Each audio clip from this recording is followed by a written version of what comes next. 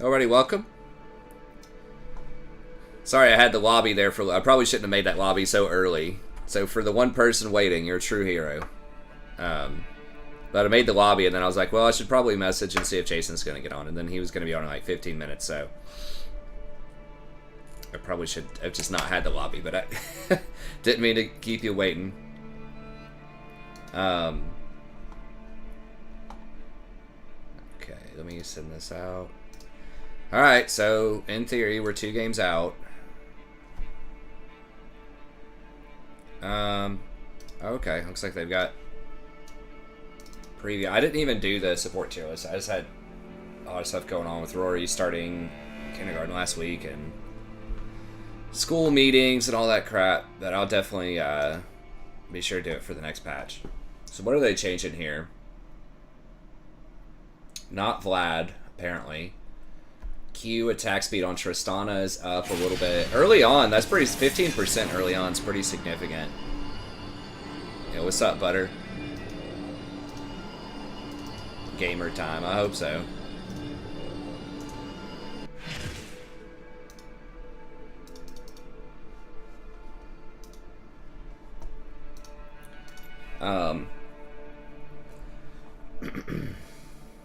Zoe, the W minion drop. Okay, so you're going to get more random summoner spells, I think, off of Zoe. I think that's one of the worst ways to buff her.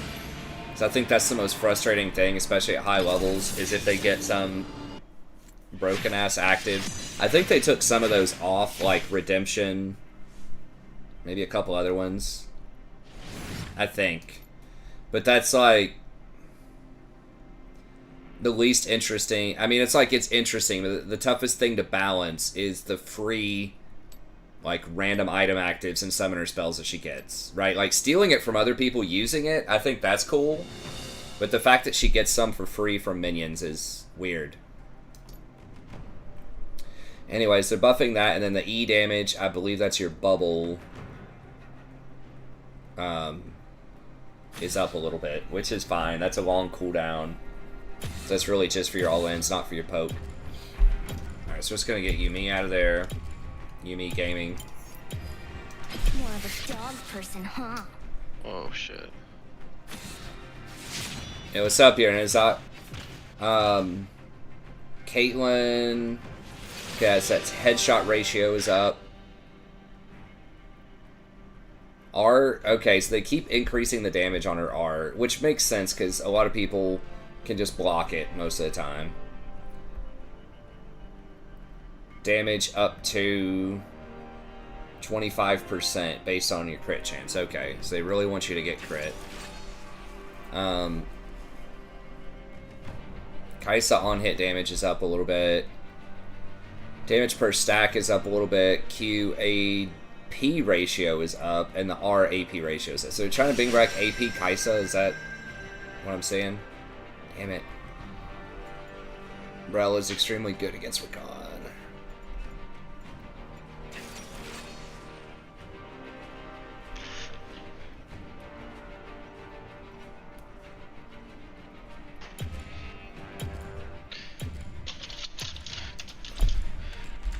Well, hopefully I won't live to regret it. I also can't believe what I just found in my fridge. What is that? My smart wife decides to put a bag of pretzels in the fridge. I have no words.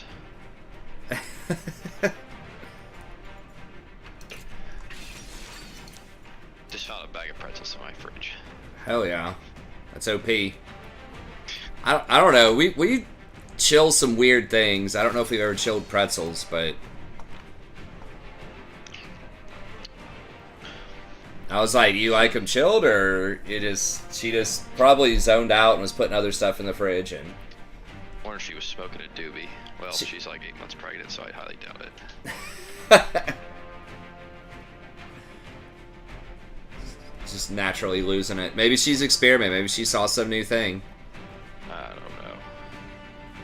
I'm only picked Janna in this specific game because specifically Rel is extremely good against Rakan, and it might even be a mistake for me to do it. I might just should have picked. Maybe should have just picked Rakan into it anyways.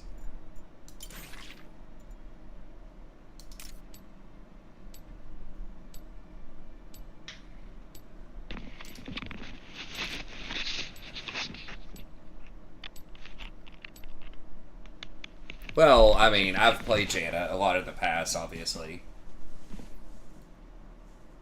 I mean, we'll see. When I'm sitting here A-ramming, you know, and like nobody's starting a fight, and we're all just staring at each other for 15 minutes, from 25 minutes to 40 minutes into the game, I'm probably going to be regretting not picking Rakan, even against Rel, but it's not like I'm not aware of certain matchups and things. It's just like this elo, there's just, I feel like there's just such an insanely high premium on being able to start fights and punish people that are out of position, or that aren't respecting your engage, or where you can just, they check a bush and they're dead, right? Like you just get vision control and they come look at Baron and you kill them. I feel like that's one of the easiest ways to win. Like you can't, like Janna is basically you just do it with your stats, right? Like you just beat them down with your 3-item scaling with Moonstone plus a bunch of plus healing and shielding. As you wish. Which I do like, but yeah, Morgana is always going to be open in my games, I'll tell you that. At least on my side. Minions have spawned.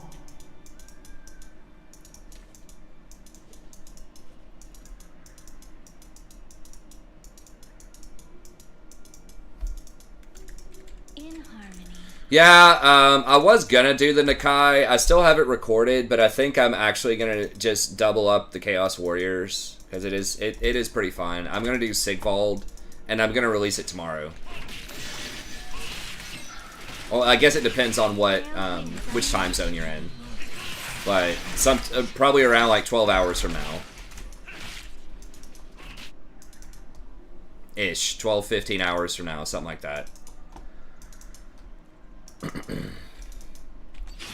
But yeah, I'm gonna do Sigvald, and then I'm gonna do probably Festus on the 19th. Although I was kind of I wasn't that high on Tzeentch originally, but the new guy, even though he looks kind of gross, does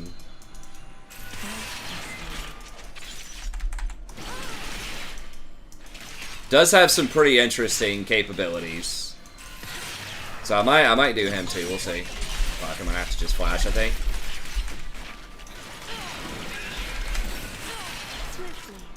Yeah, I should have backed up. Wasn't counting properly. Jhin split his damage on the melees.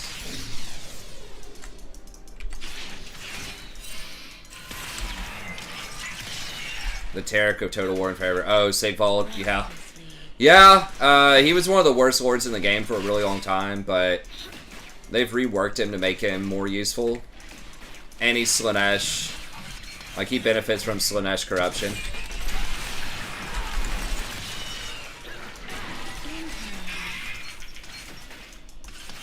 That is why I do like Janna. You get those nice, like, outplay moments if you do peel properly. But yeah, I've been practicing him, and he's pretty fun. Now, is he going to be better than the new Demon? Or, like, the new DLC Warriors of Chaos guy? I don't know. Maybe, maybe not. Nah, I don't like Nami here. It's a lot harder for Nami to peel Rel jumping on you. It's like, specifically, I want to stop her from jumping on people. Like, you can do it with your ult, but like with the bubble, it's a lot harder.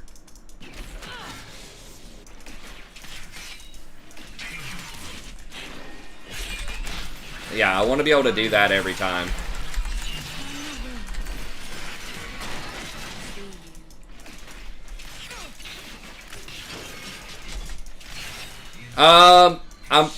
I do want to do vampire counts, but she was nerfed quite a bit, I'm pretty sure. Because they nerfed the blood kiss, they changed the blood kiss that gives 50%, 50% upkeep reduction on heroes.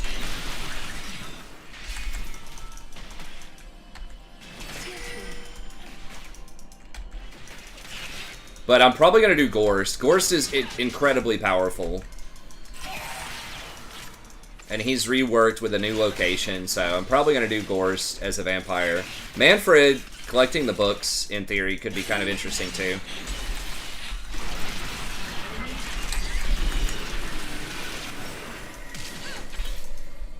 I don't have my flash, damn it.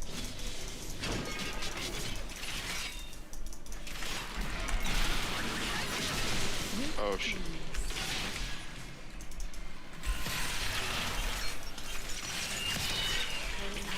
Has been slain. Damn it.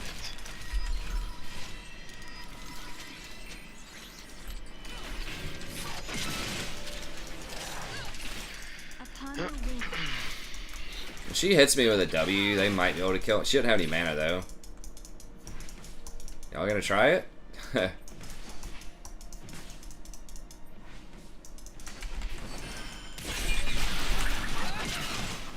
Breathlessly.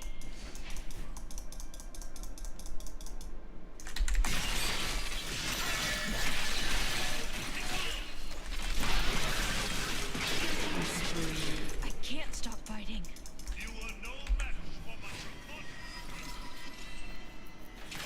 Got him, coach. Rampage. Well, hopefully this Lee can continue to take over. Yeah, and hopefully I can continue to feed. That Dying. Yeah, I've died twice to ganks. was like me yesterday. That's all good. But yeah, there's a lot of stuff that looks really cool. But the Zinch guy, I was surprised. I just looked at him right before I got on, and I was like, you know what? He's actually got some pretty good shit. I can't talk about it. Well, I think I'm actually allowed to talk about the new DLC awards. I'm just not allowed to show them, I think. But I won't push the envelope. They explicitly, because I'm sure other content creators are probably doing those, the big people. Korn's probably going to be the most popular one, or maybe Slanesh.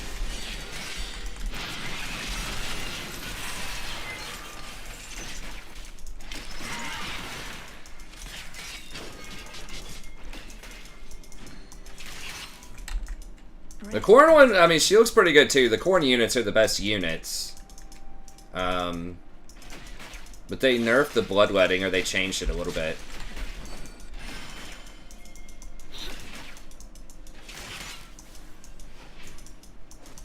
As you wish. This was going hard. I mean, the Q does matter a little bit, but it's really just the tornado.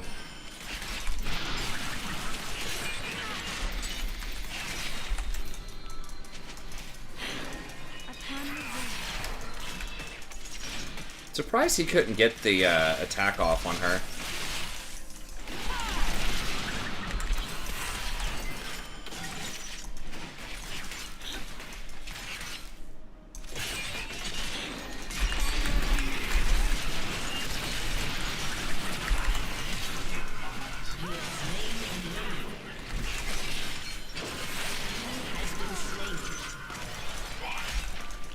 Got him, coach. Man, I really feel like a piece of shit now. That's all good, man. God.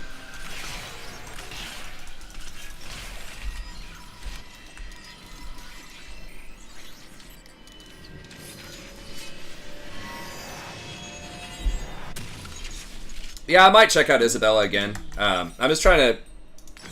She did have changes. But, like I said, if I start off, I'll probably do Gorst. I do love some Isabella, but just because he's the new location. He's strong AF, too. Like, you start off with a Mortis engine, and then, like, the changes to his chair.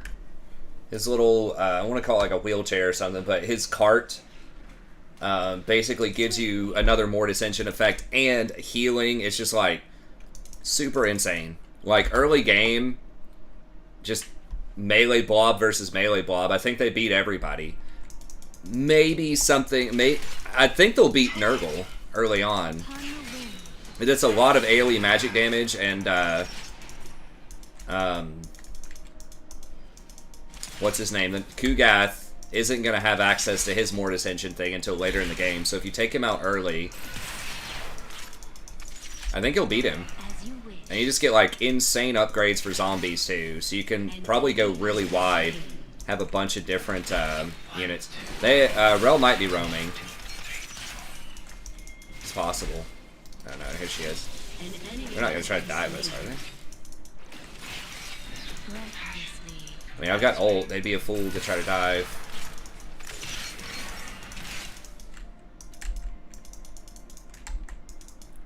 Huh, Rel mains. God, I hate Rel metas, man. Cause, yeah, they might be roaming. Yeah, there they are. They can't win this lane. Like, the only way they're going to get anything done is off a Rel. We're going to get tower stuff. Here comes Wukong too.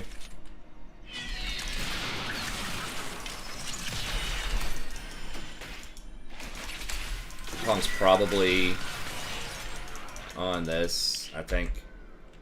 Yeah.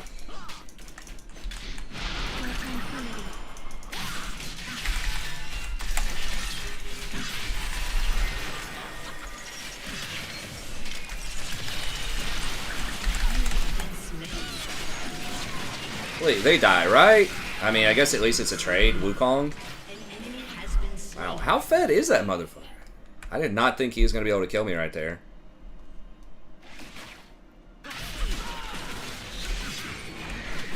Okay, well, I guess that was my bad. I should have just left him alone. I thought we could bait it. In harmony.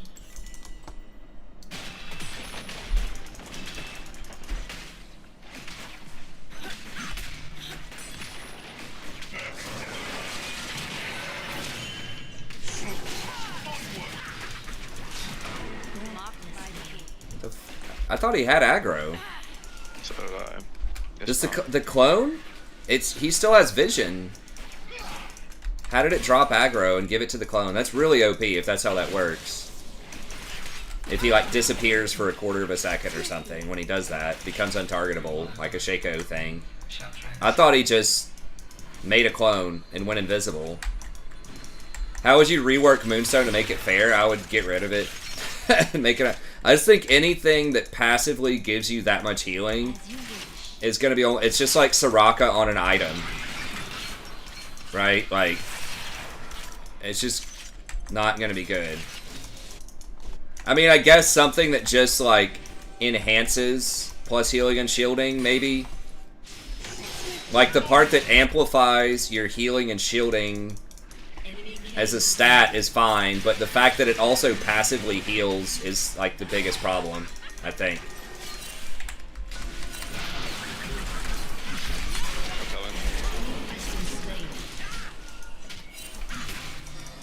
What is that range? He's attacked me from like 500 range. You gonna try it, Wukong?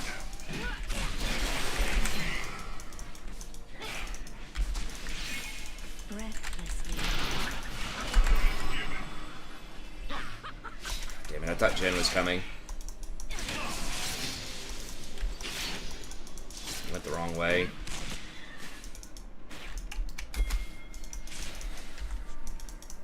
In harmony.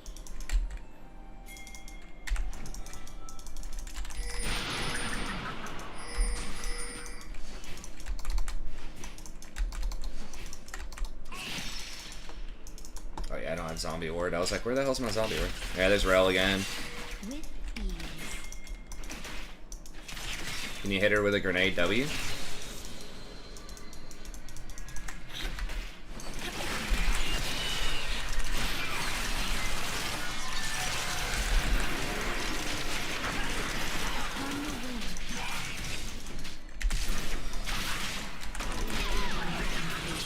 God.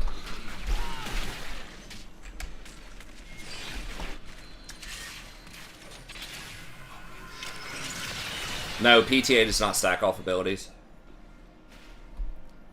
No, not plus 200% healing. Something balanced, man.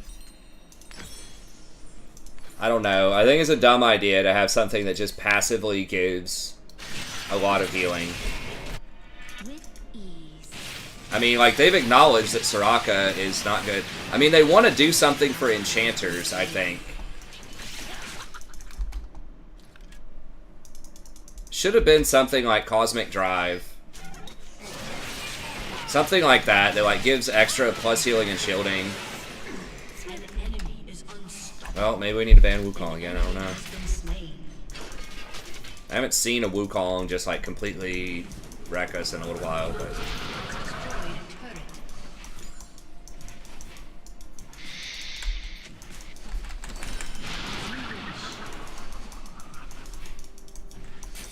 Your turret has been destroyed.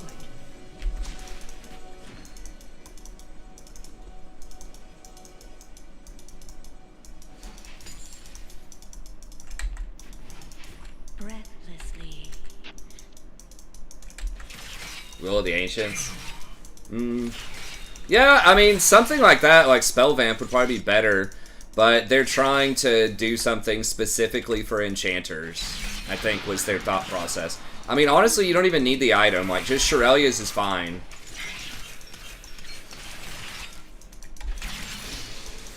For enchanters, like, it's still about as good as Moonstone, statistically, on most of those types of champs.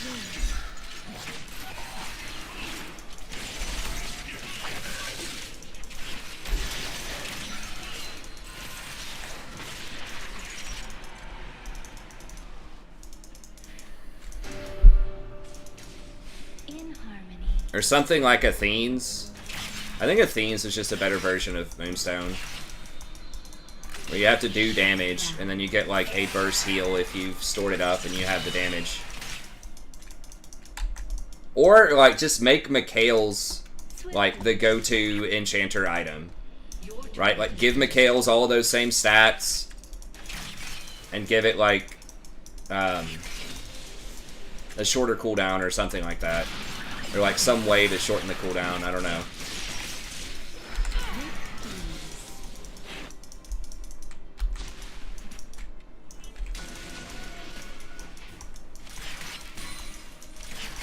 Like, Mikhail's probably should be the go-to enchanter item. Just helping your allies peel, giving you some plus healing and shielding, but not like a stupid amount.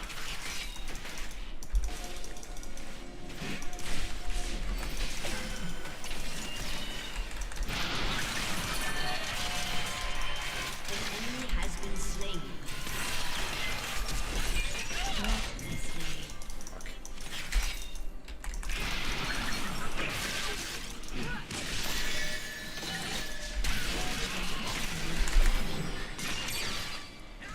Your turret has been destroyed. No, we're just gonna get shanked by this Wukong.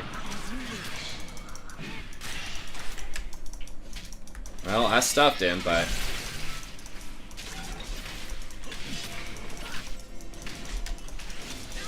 Can 8 and 2.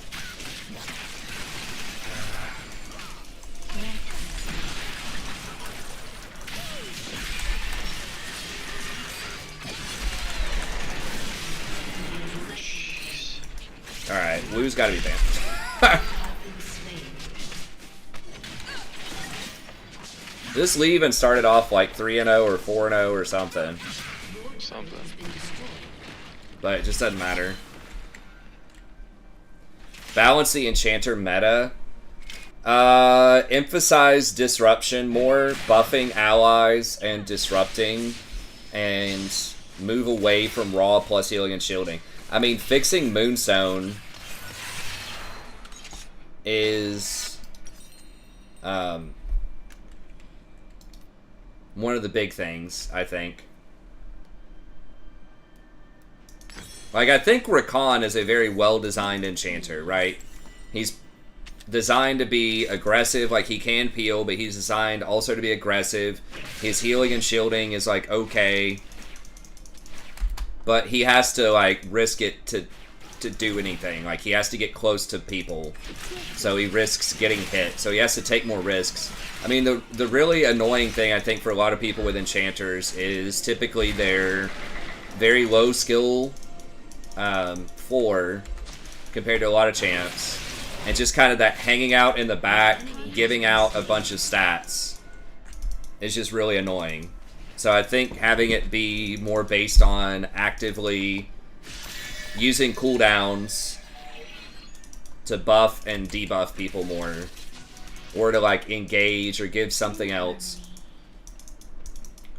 I think Janna is actually like a decent example. How they could, I mean, if they just got rid of Moonstone, they've nerfed Janna's shield, but just lower the cooldown on like her Q, Your turret has been destroyed. or something to that effect.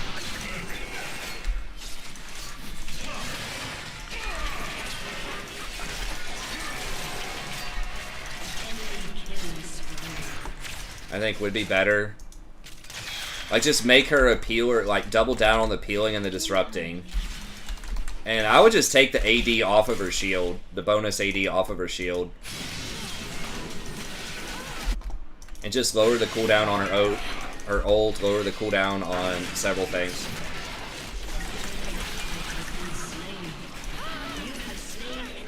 Nice job.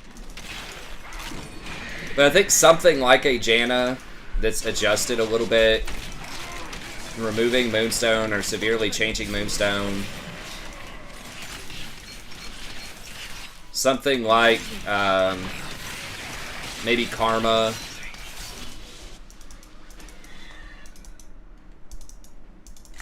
Less Seraphine. I don't think Seraphine's the worst offender, honestly. Like, her healing and shielding, I think Seraphine's actually a decently, like, reasonable enchanter. Because her, like, healing and shielding is really long cooldown, so you can't just spam it. I think so, like Renata. I think Renata is like a great example. I don't know if people would technically classify her as an enchanter because she doesn't have a formal like shield, but like that ability to kind of help your allies out with your W, but then also disrupt the enemy with your claw and with your ultimate. I think that's the kind of thing that's like a modern day, what should be an enchanter, you know, quote unquote. Just all about the disruption. Or buffs.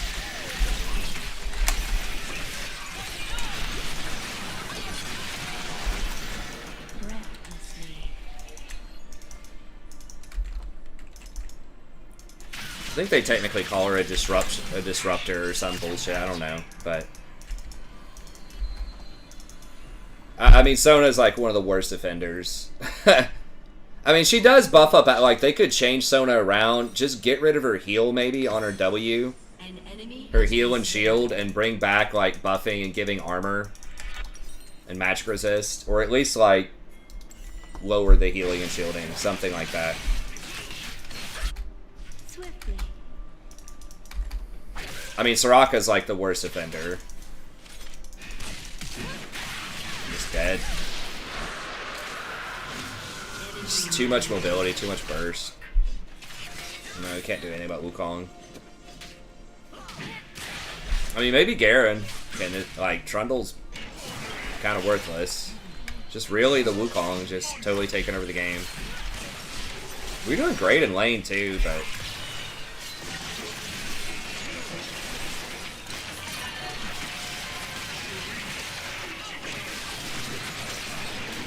I mean, if we can just somehow figure out how to deal with this Wukong, but With ease. dude, does he really fucking walk?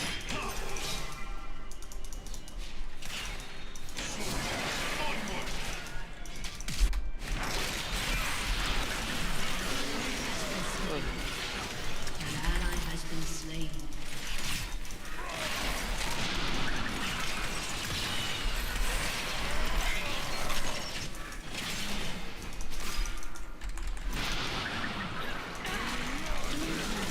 Really? God damn it, I thought Jin was gonna get him. Well Jin done. didn't get him before, so I wasn't gonna let that happen again. Such a good ult. And Nah. heal. Oh, it's her?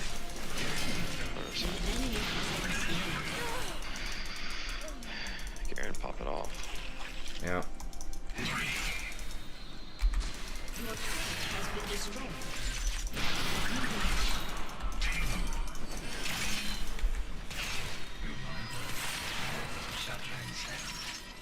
Yeah, I think that's what's frustrating to people. So, if there's more risk for the Enchanter, and there's more, like, skill, Thresh also would be, like, a lot of people probably don't call him an Enchanter, but that's the type of thing, again, that's a good designed Enchanter. Like, he does have a shield, he has disruption for the enemy, he has his flay, he has his hook, he can help allies reposition, so he gives them mobility.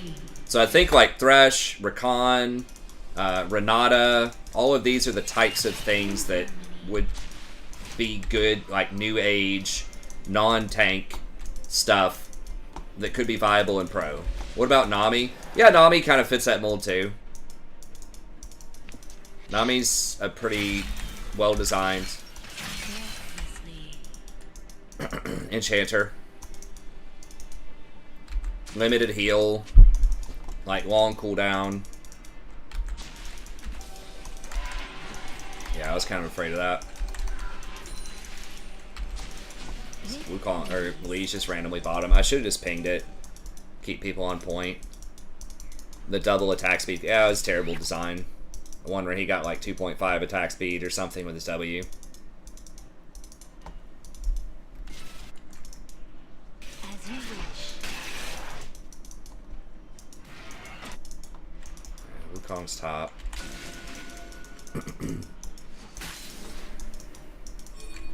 I mean, you're not going to get everything perfect, right? If you're trying to design a game and keep it going for 12 plus years. He could exceed the cap, yeah.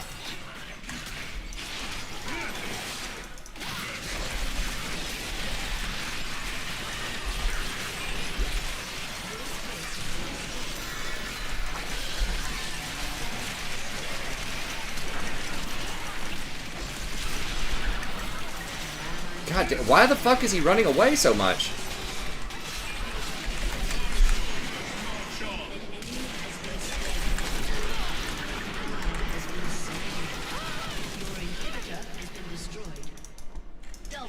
I wish Lee would have just dropped back and let me give him a shield.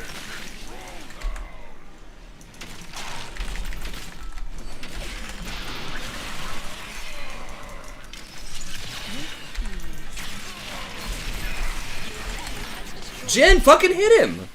You have been slain. He's like running away. Alright.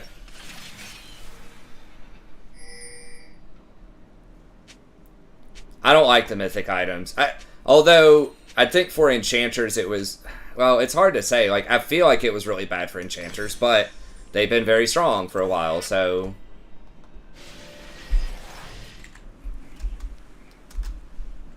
Where the hell were you, Garen? Is he just, like, pushing bottom? I'm not playing Ashe support. You guys can play it if you want. I've tried it. Unless you're just saying you're about to play a game as Ashe support. In harmony. I don't remember what the question was. Mythic. Yeah, Really? Killing spree. Swiftly. Really? Fuck, Trundle's gonna get a bunch of shit.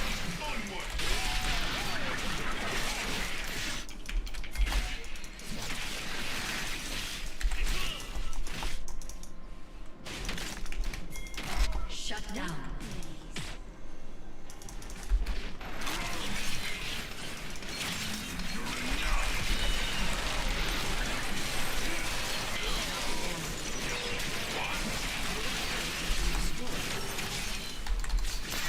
Your turret has been destroyed. Just backdooring everywhere.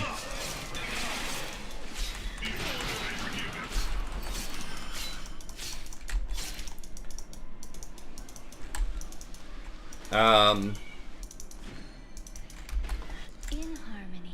For a lot of champs, I guess Mythics, they were okay, but I think they've constricted itemization choices. You have to have a certain kind of, you know, build. I don't know. I don't really think it was that good. I think the peak of itemization was like season 8 or season 7. I don't really like the rune changes either, although, like, I like that they're free, but I really wish they would just stuck with the old, like, mastery system.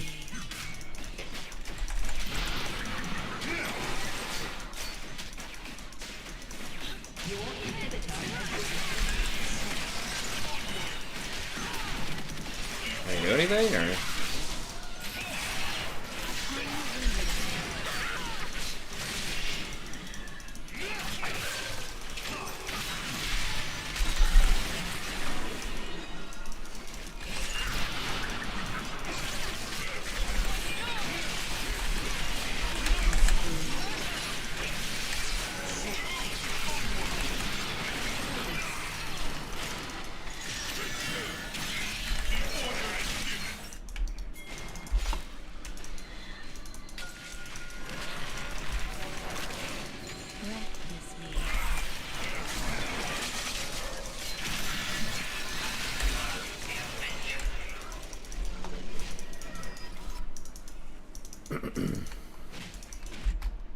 They're just trying to give people fewer choices and like higher impact choices, but I always kind of like the min-maxing. Like maybe it's better for just like your average player. That god damn it.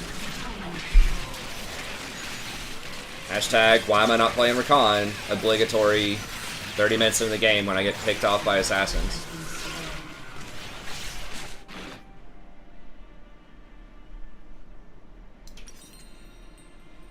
But I think it's fine the way it is. But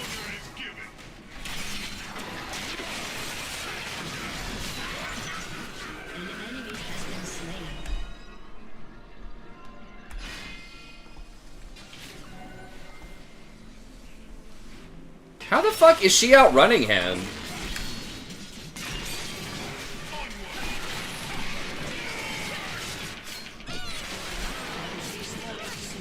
No way. She burns? Yeah, nice. Double kill. Alright, well, I mean, Baron's up. We gotta clear base, though.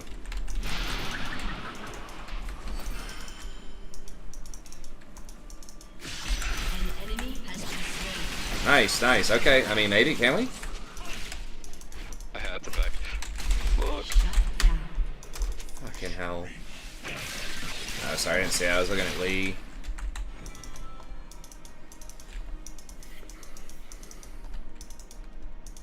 In harmony. Need to at least get...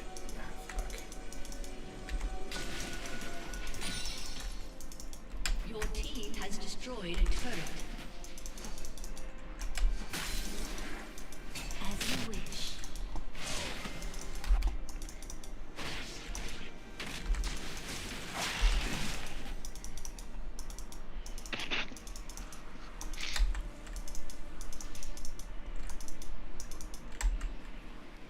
Breathlessly.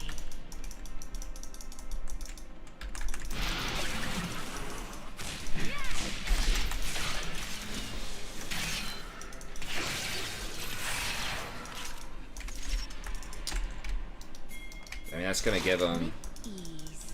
drag, probably. I mean, a bunch of them are top. Oh, they just rotate. Okay, yeah, she's up there. Oh, they got soul. Yeah, they already got it. We're just like, our macro is so horrible. If they're getting soul and we're not trading dragon. And they might get this inhibitor too.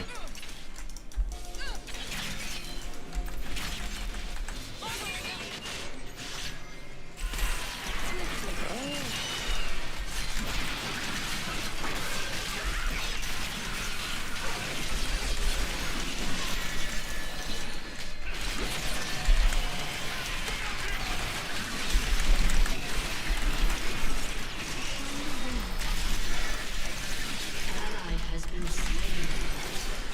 Double kill.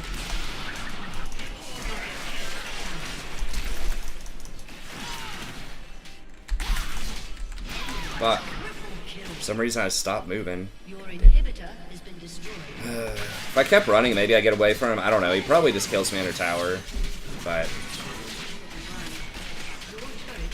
so you have he doesn't have Cleaver against Wu. Spin to win, baby, come on! Nope, Wukong just kills everybody and heals through everything.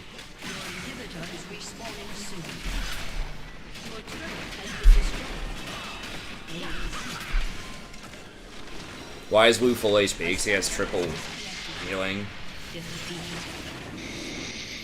Blither and King healed him for like 5,000.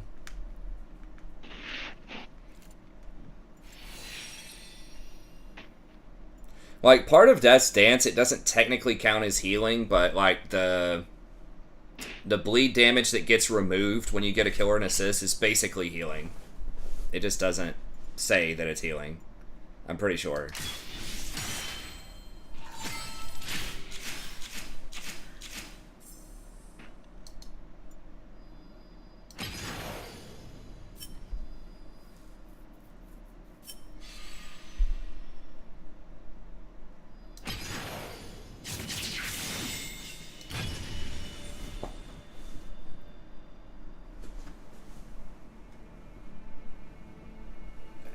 Who cares? It stops people. It stops him from dying. Whatever, however people want to classify it.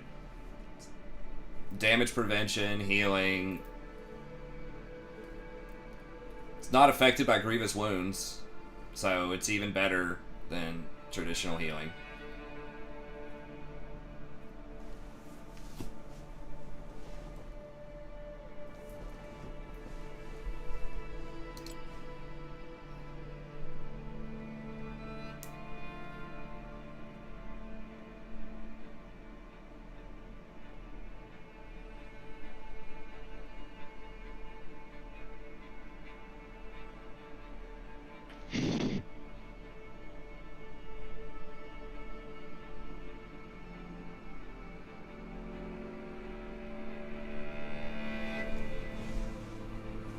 Yeah, Death Sentence is way too strong. Like, it's really dumb that they haven't nerfed that.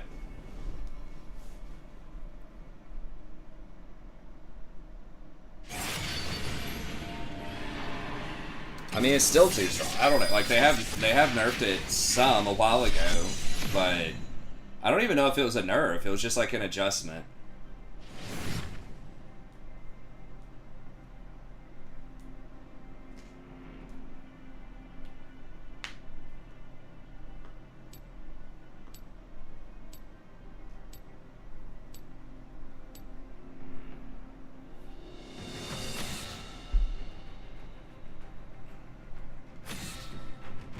I mean, she's not a contested pick.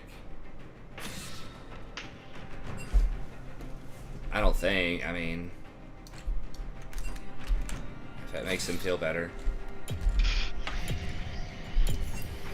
More of a dog person, huh? What else are they doing? Poppy, Q, okay, so they're nerfing her clear. Draven base damage is 5 lower. I think they buffed that a few patches ago. The movement, the CD is up at max rank on Yumi's E. And it has less AP scaling. Okay. AP Zeri's getting nerfed. The QAD ratio is getting nerfed. Some weird Zyra thing.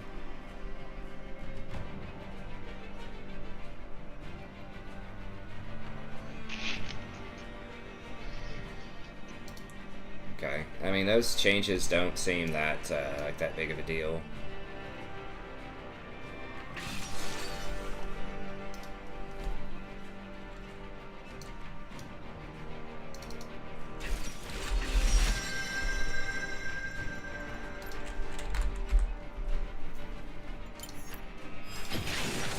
Let's dance.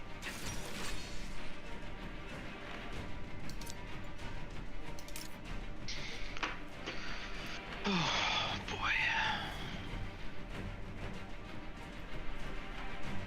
Mostly AD on their team, unless they pick an AP bottom, except for Silas.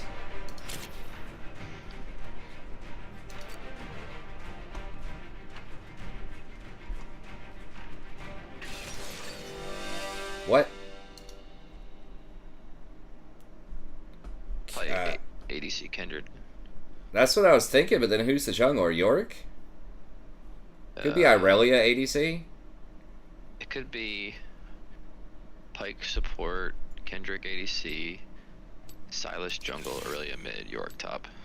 I think it's probably Irelia ADC, but yeah, it could be Yorick jungle, I guess.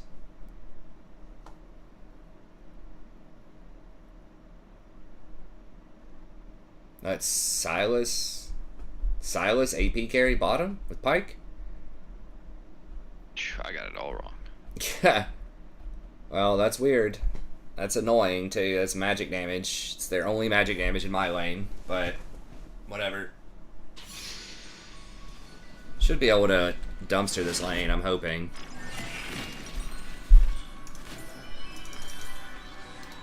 Riku, how can you be tired? We just got you. Damn.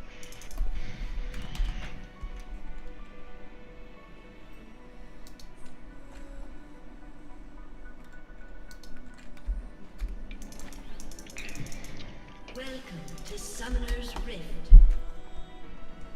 Stars are just sad, lonely light. So they're all melee. Revolving 30 endlessly. seconds until minions spawn. Should be pretty good for some sand soldiers. Yes, sir.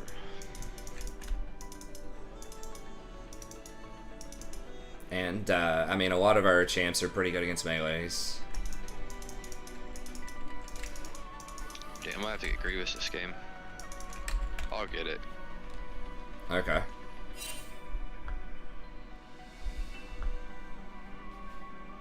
Minions have spawned. Well, Kindred, yeah. I don't know if she's far from Those melee, good guys are just kidding themselves. but she's not melee. She's got like... I mean, I guess when she gets her first upgrade, she'll just have like 575 range or something, I think.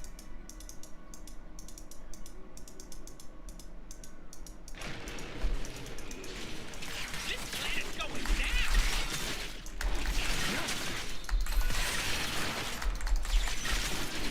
So they don't have that much burst. They have some. Could do the ice. Whoa! Danger brings out my best. Just kidding. All my sides are equal. Messiah. But getting.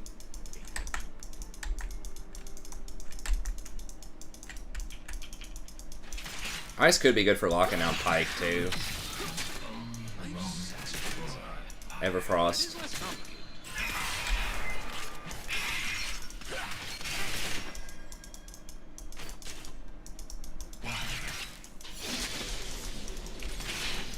First love. I don't like that.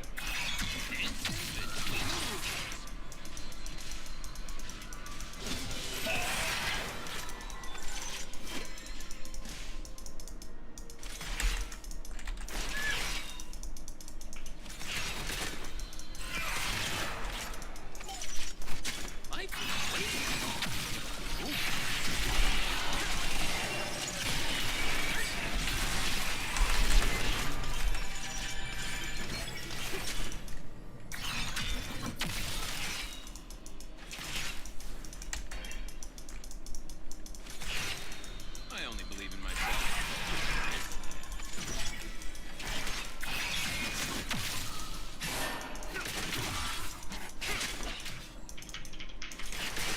An ally has been slain. Interesting, interesting.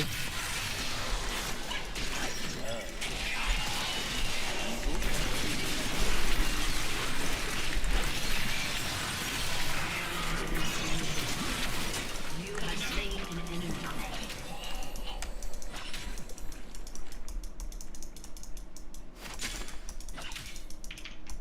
I do what I want.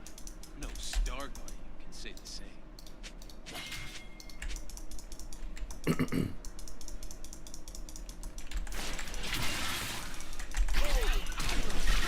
dark.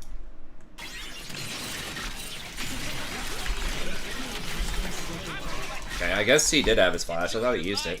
While it lasts.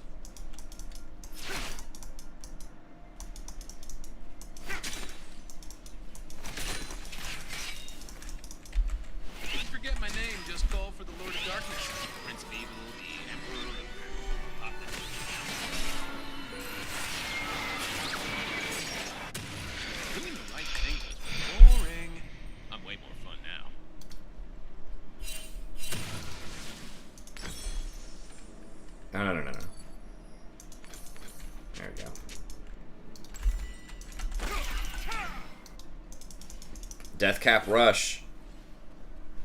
When Zaya and I were abandoned on a desolate planet, I realized. Who, me?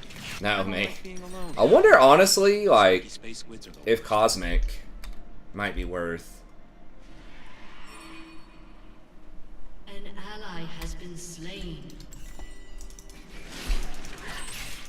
Like, early. But if I'm gonna get Zanya's second, which I think I'm priced into against their comp.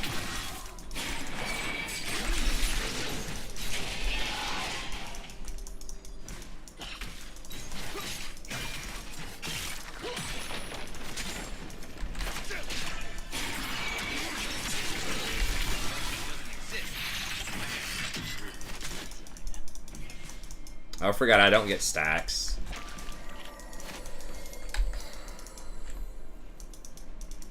Just thinking like the ability haste would be so good just for looking for more ults. And just more abilities in general. Boring, Riku. Let's start a fight.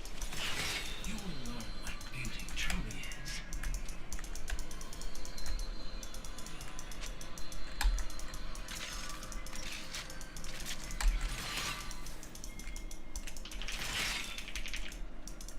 This is for nerds. I do danger. They're probably on Dragon, yeah. Wait, why are they both farming a Gromp? Guess they were afraid she might be there or something?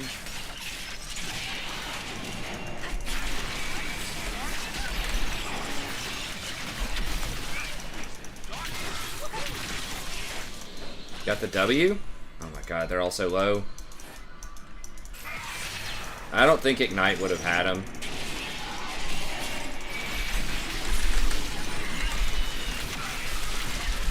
Fuck, I probably shouldn't have even flashed. If he doesn't have hook, Helping it along. I maybe could have peeled him, but I saw an opportunity to kill her. Thought maybe I'd have my E back, but...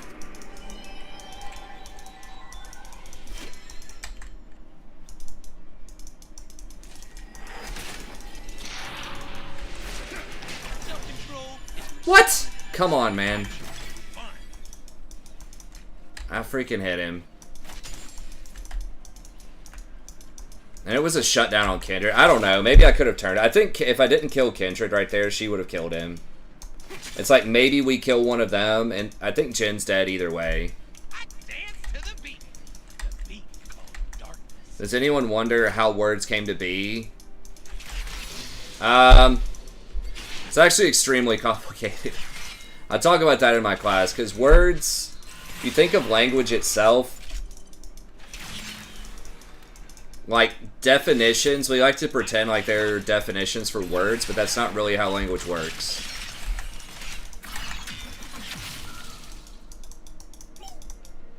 It's kind of like everything that's associated, it's a cultural construct, everything that's associated with how a certain audience perceives a word is built into that word.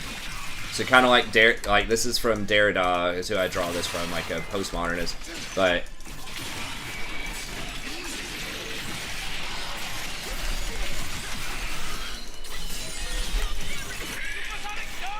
Enemy killing spree.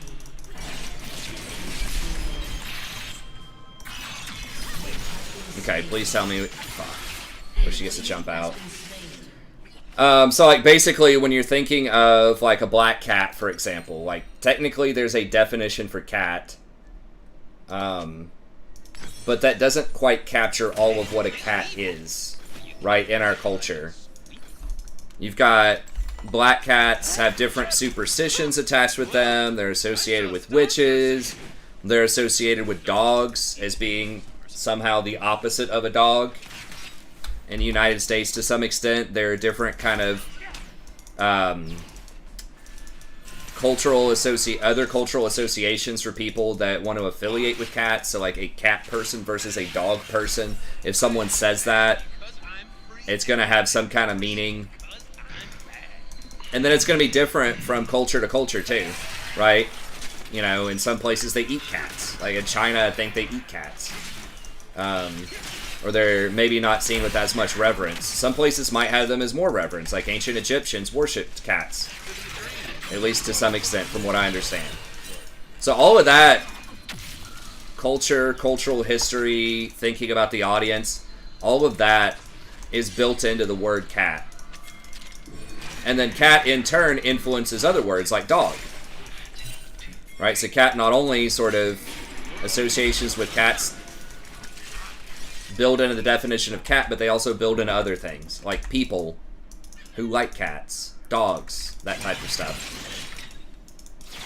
So it's always changing, it's always evolving, it's never steady.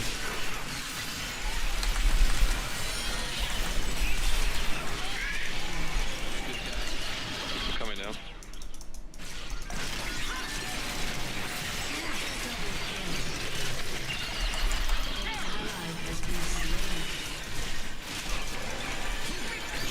There we go.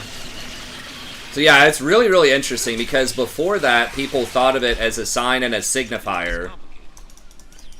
Right? That was kind of, which is basically like, there's something in reality, and you're just trying to represent what that is. And thinking about it sort of phonetically or linguistically, why certain sounds are related with certain ideas, and just thinking about culturally, how have certain words evolved over time, which is still useful, but it's so much deeper than that in terms of, like I said, that huge web of meaning that's basically a rhetorical construct. Like, you really have to understand an audience.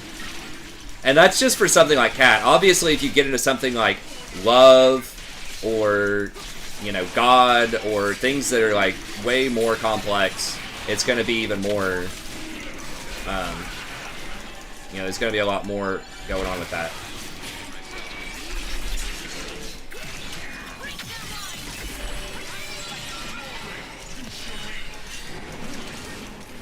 I don't have my stuff.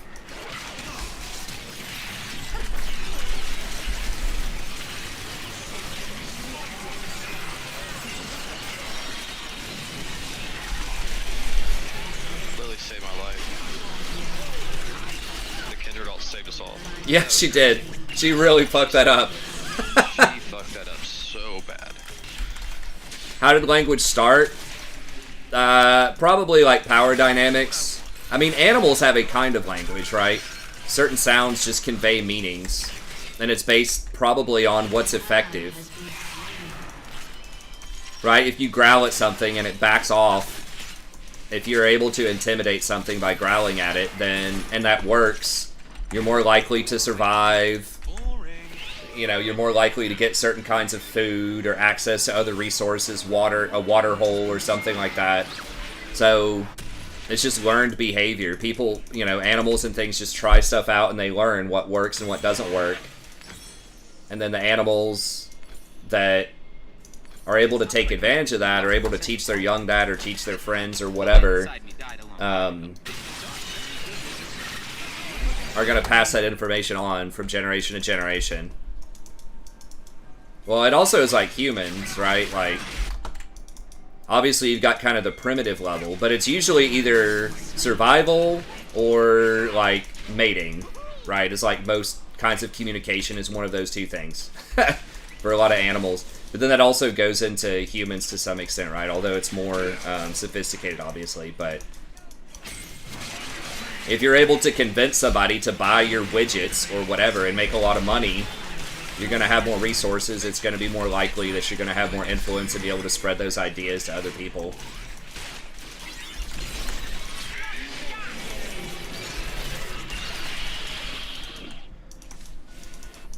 Or if you have more resources, you end up getting money because you can communicate really effectively, convince people to do things. I mean, obviously, directly with convincing women to have sex with you, like, you're gonna, you know, be able to pass down your genes and be influential in that way. But also just convincing kings or rulers to do certain things for you, convincing people to buy your shit.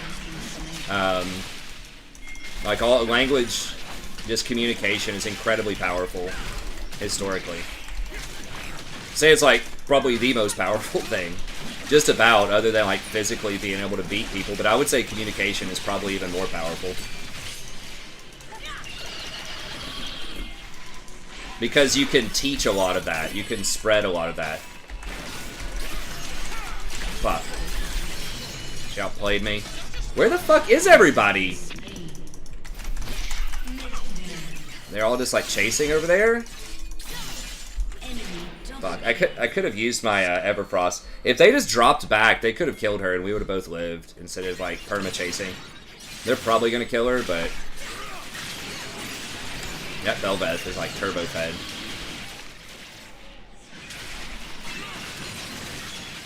They think women like it. I mean, it did back in the day. Well, it wasn't just about beating your chest, there was some of that, but like literally if you would just kill anybody that tried to get near the women, right? Your women. But then I still think communication is more powerful because you can just convince a bunch of your friends to go kill the alpha male, right?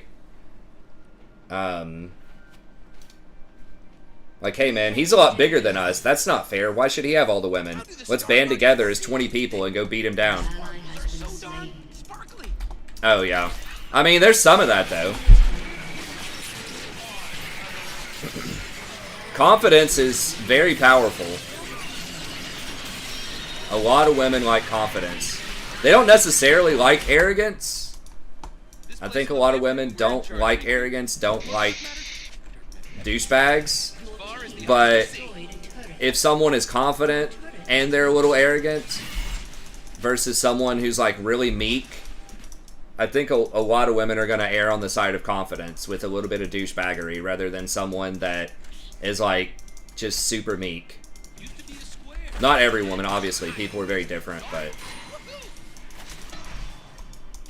people, that's what I didn't understand when I was younger, and that's what a lot of people I think don't understand when they're like, why do women go for all these douchebags? It's like they're not going for douchebags, they're going for confidence. For people that are able to sell that dream of a certain kind of lifestyle, right? Where you can take care of them, you can do things for them. You're going to be really fun to hang out with. All that kind of stuff. So it's not that women like douchebags, it's just that the douchebags have the other stuff that they also want. A lot of times. And they just overestimate douchebags. I mean, men, it's the same thing to some extent, right? It's a different set of stuff, but it's the same kind of thing where you can date someone who on the surface might be really annoying or, you know, whatever the equivalent of a douchebag is. Just poor behavior from women, right? But if she looks really good, if she's hot, and if she's really whatever, seductive, you know, selling you on a certain kind of lifestyle,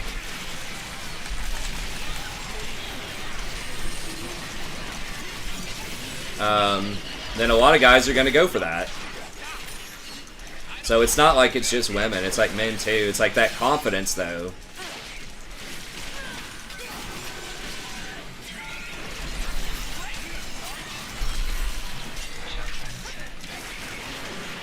You probably better run.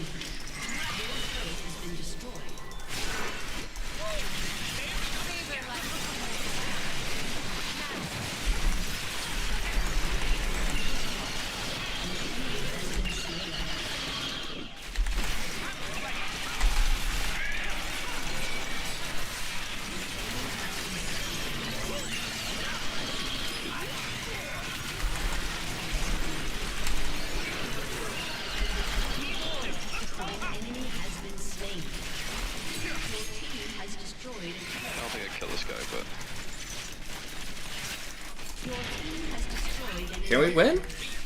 I don't know. I think we need to back up.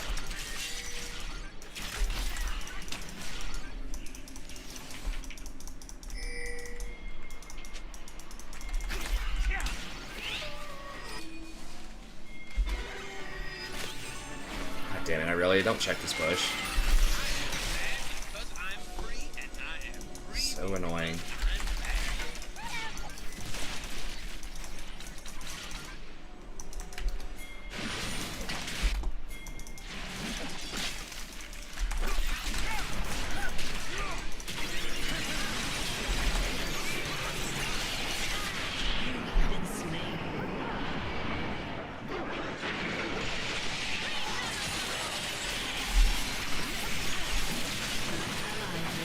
They don't win off this, do they, please? Okay, there she goes. I was about to say, where's her little grabber thing? Or wherever she does her little frenzy.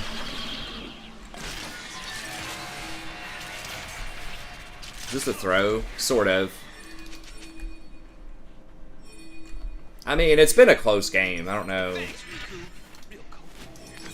But yeah, it wasn't good, that's for sure. Woven from the whispers of star fields, Killing spree. galaxies, the wind of the seventh moon. Ooh, and it swishes. Swish, swish.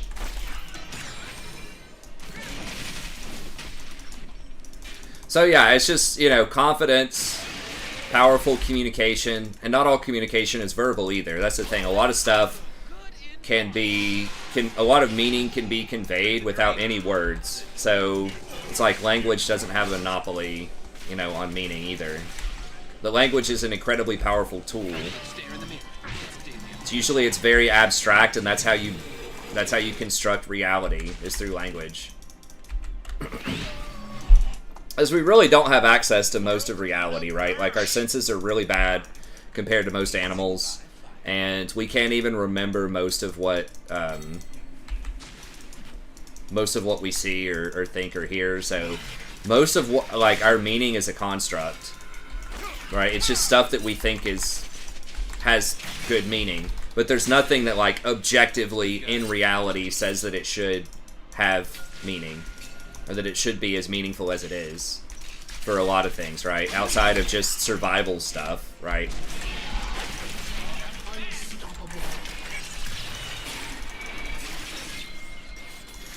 We're missing a lot of people here. But it is less complicated.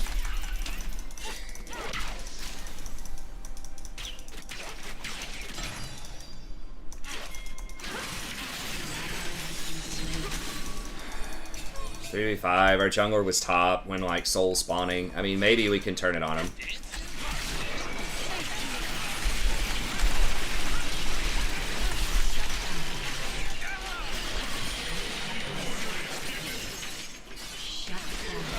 Did they just win off that? They probably just run through bottom and win. Ace.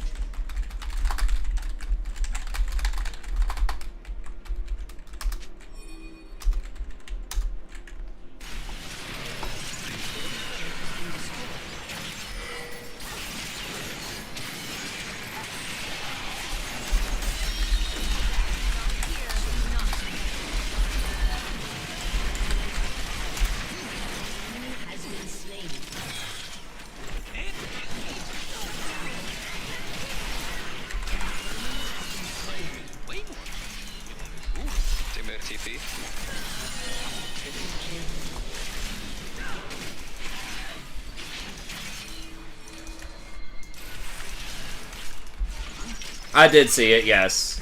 I responded to your message, I think, on Discord. Your messages. Yeah, I mean, it is what it is.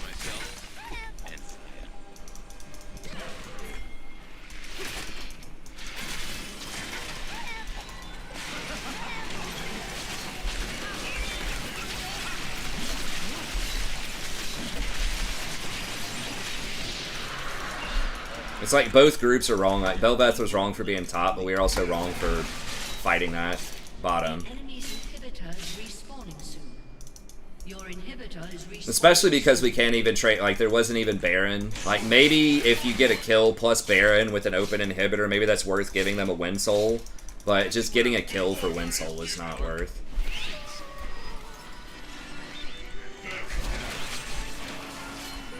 I mean, at the end of the day, what? We lost both base towers, but we stopped Dragon.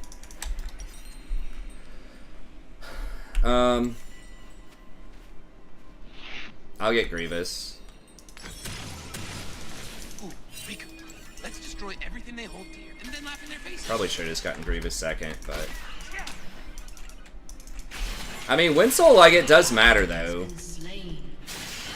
It's not like it doesn't do anything. Yeah, again, we're fighting a really bad 3v5. Well, I guess Yorick's bottom.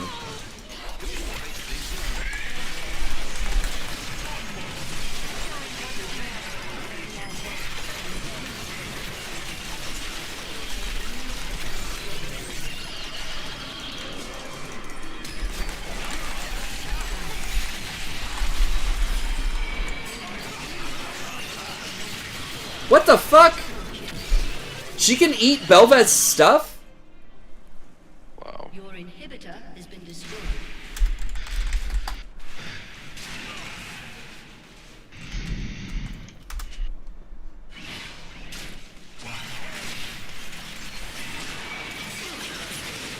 Yeah, I guess that is her ult.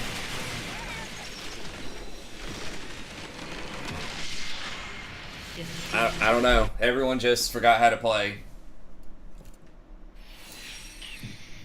The Jhin specifically. And the Sejuani just fought two really outnumbered fights. Yeah, I've just never seen her take a Belveth ult before. Because is it just eating the crystals? Is that it? I thought she had some other active part of it.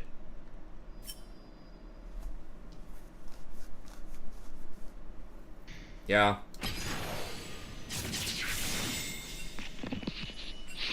Yeah, it's rough. I think we'd only played one game previously, and I think we lost that game too. Or did we play two? Maybe we won one and lost two? I can't remember. I think we both lost them. I think we've only played two and lost two. Yeah. Yeah.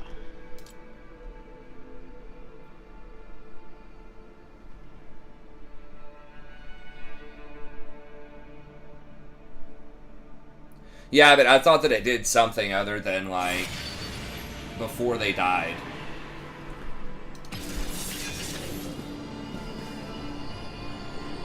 Maybe it was the on-hit I'm thinking of. Yeah, we just, I guess the overstay middle, I don't think there were that many consequences for that. One extra person died. Yorick, I don't think got anything extra. We killed Yorick. We had that fight in the jungle. It was okay. I think the big one was just Belveth going top randomly to chase a kill. We should have all been at Dragon. We still had a tier 2 up top. Like, we could just give that to Yorick to fight them. Because we had an open inhibitor top, right? Like, if they fight us at Dragon, it would be a 4v5. Like, we can force a fight with Rakan. I think I had Flash. So it's not like they can just stall. So we just force a 4v5 at Dragon. If we win the fight, just one person goes back and stops Yorick, and everyone else just pushes to win up the middle with the supers. But Belveth went top, and then we either had to give them soul or take a bad fight. Probably should have just given them soul. We took a bad fight. And then at the end, like, there's no objective top. There's no reason to be up there. And Jhin and Sejuani just get caught and killed.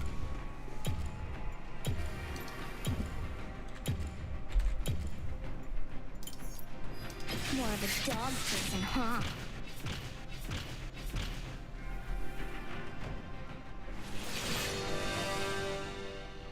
Why do engineering majors not make much money? They do. I mean, it depends on what you mean as much money.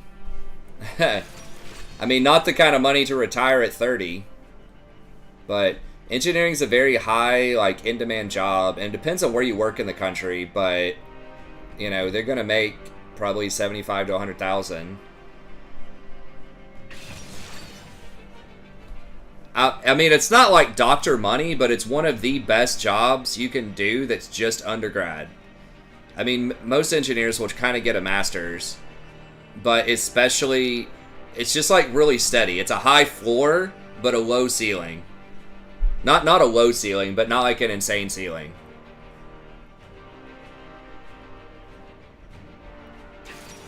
It's more than 50K in most states. It depends on the kind of engineer, too. But 50K is still really good. I mean, look at most jobs. Like, my wife, with an architecture degree, just working in an office, started at like 23 or 24,000. Now, that was a little while ago, but like most humanities degrees, or even just like most science degrees, without any additional training, just undergrad, are gonna make less than that. And if you go masters, then you might be able to make some more. But yeah, I mean, if we're comparing them to doctors or lawyers, which require like more training after undergrad, maybe nurse practitioner, nurse anesthetist, something like that, which again is a lot more training. Those people are going to make more. Or like, if you're a finance major and you have really good connections with Goldman Sachs in New York City or something. But even then, you probably need to get like an MBA or something. But yeah, I would say they are definitely up there. Yeah, we got a fucking Seraphine bottom. We have 3 other carries.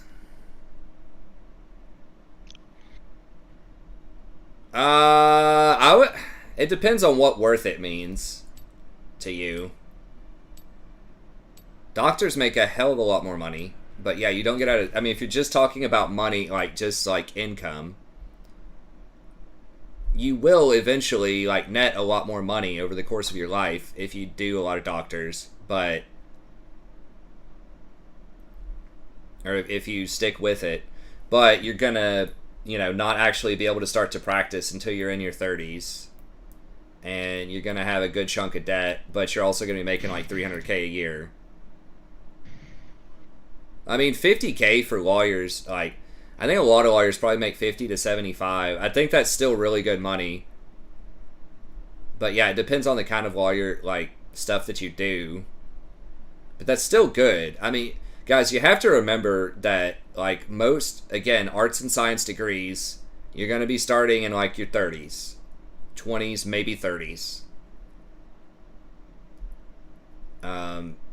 You know, I don't know what a lot of, like, plumbers and carpenters and stuff like that make, but it's probably, like, $50,000 or something. They might make more or less. Probably depends on what you do and where you live. But it's, like, on par with a trade. It's more than a trade. But, like, engineer, like, just undergrad is a trade. But, like, for lawyer, it's 3 extra years and more debt. And it's really competitive.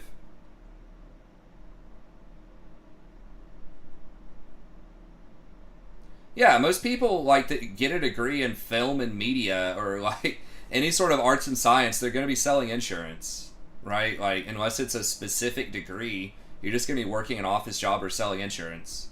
Maybe working for a publisher or something. You're probably not doing whatever glorious vision you had when you picked that major.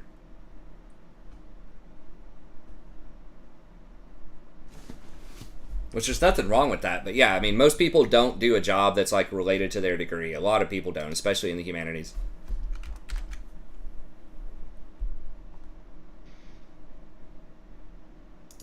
Yeah, it depends on the science degree, and to do a lot of stuff with science, I feel like you need more than just an undergrad.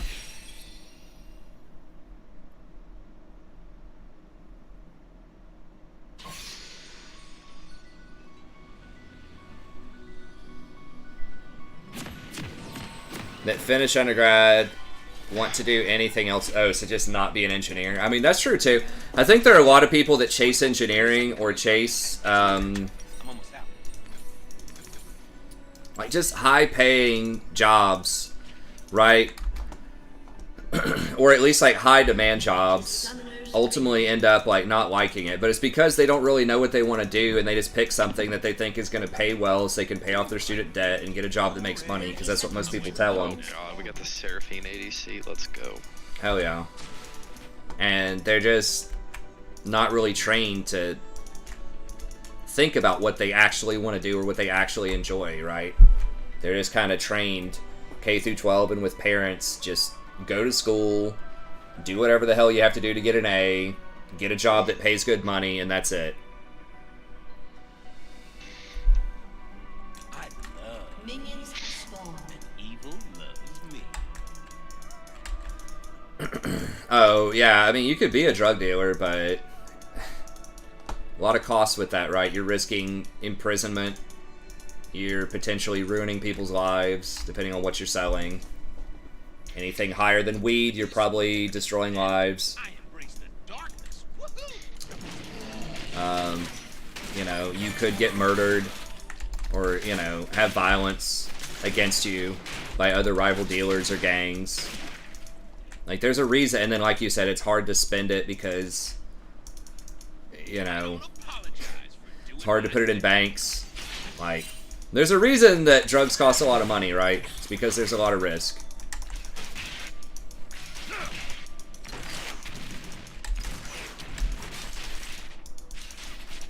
Yeah, I think it just really depends on what the degree is. People just kind of valorize science as being this magic, like, oh, you've got all these opportunities. It's like, maybe, but it depends, and you have to have more than an undergrad. It says, I think engineering is a good, solid degree. It depends on what kind of engineering, but it's pretty high demand. And again, like, it's almost guaranteed, like, steady income with just undergrad, which is rare.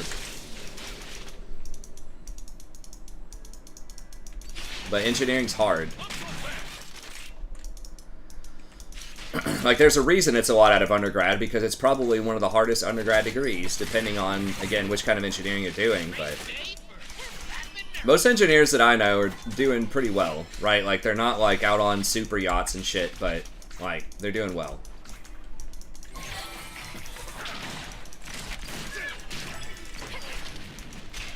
Like, we have several couples that are our friends that one's like the guy's an engineer and the girl's something in sciences, either a doctor or a nurse.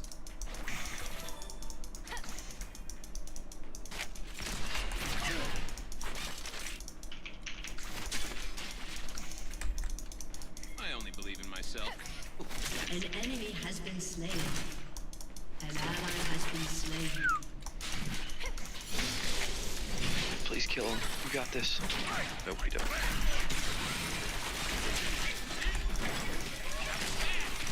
Get him, Seraphine. Yeah.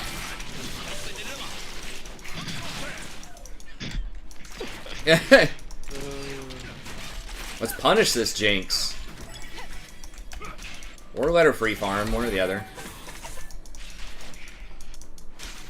Free farms. We'll see who wins in 30 minutes. Yeah. But it is less complicated. Gotta find a way to make that money clean. I mean, it looks like it's easy, right? When you...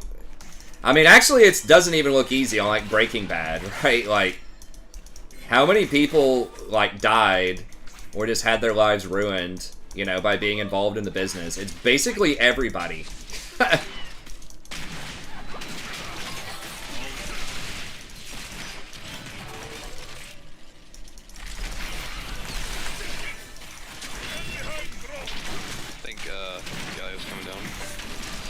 Okay.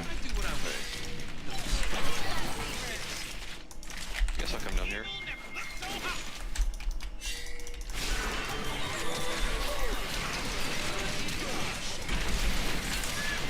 Double kill in the making.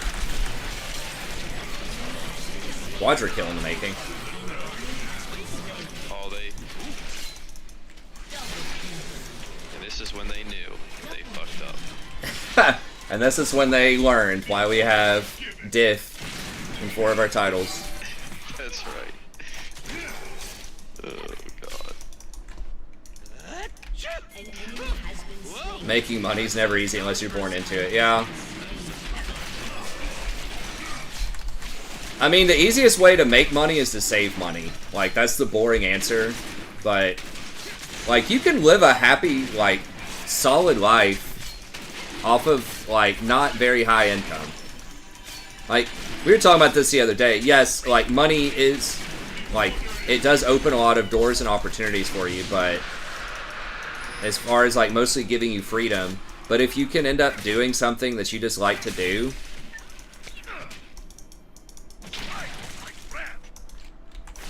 World's gonna burn.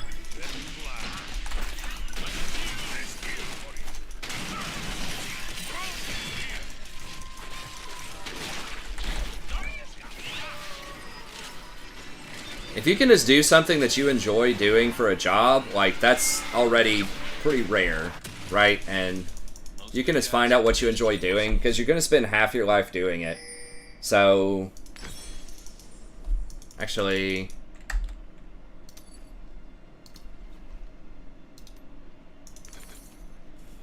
do it this way. That's really the key, is, like, even if it's like make a little bit less money, but do something that you actually enjoy, and then just don't do a lot of expensive shit. Marry somebody who makes like okay money. Don't go on like $10,000 European trips every year. Whoa! Danger brings out my bad side. Do stuff outside, or like find cheap stuff to do. Cheap local concerts, or it's whatever you enjoy doing. Yeah, I mean, it is. Money is overrated, but only if you are, I think, sacrificing a lot of your, like, happiness to get it.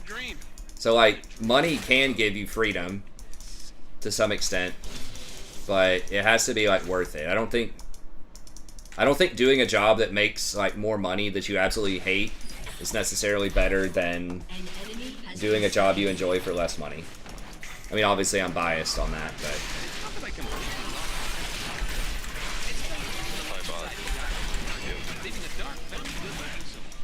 Oh, Brawl missed! Oh, that was huge.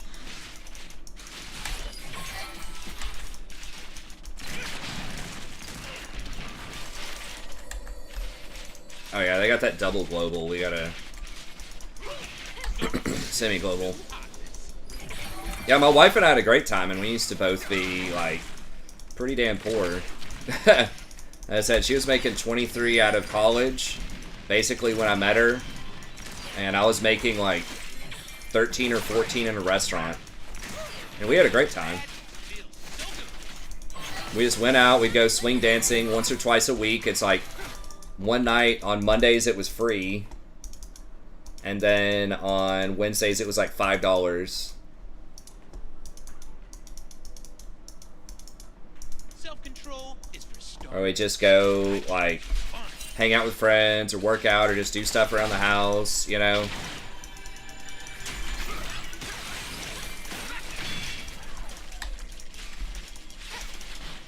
we were saving money. We were both pretty good. We just, get Kroger brand shit. Didn't eat out a lot. If we did eat out, it was usually at Bonefish, so I'd get the 50% discount. Hell yeah.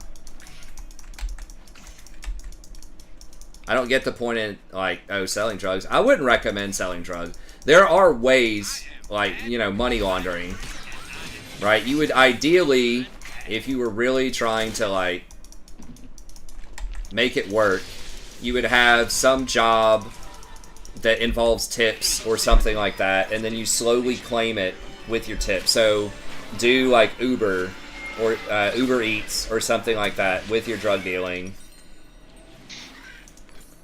And then you just, every time, you just declare an extra, every time you deliver an order, just declare an extra $5 for tip. And then eventually you start cleaning that money. If you do 10 orders a day, you get to clear, like, $50. And then just buy a lot of stuff in cash. Right? Like, pay for your gas in cash, pay for your groceries in cash. Some places you probably just pay for rent with cash. Just use cash as much as possible. And really, they're not gonna, like, come after you unless you're doing something, like, extremely flagrant, right? Like, rolling around with a Bentley, $200,000 Bentley or something with, like, rims on it and all kinds of other crazy shit.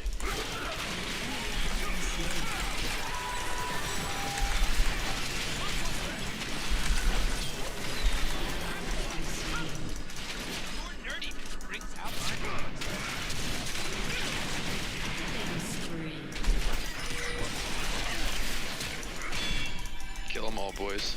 Trying. Oh my god. Wow. Like, if you're just living a fairly modest life and you're, like, laundering at least a third of the money, yes, you need to live very modestly, right? Like, rent a room from somebody, at least for quite a long time. Rent a room from somebody. Pay cash.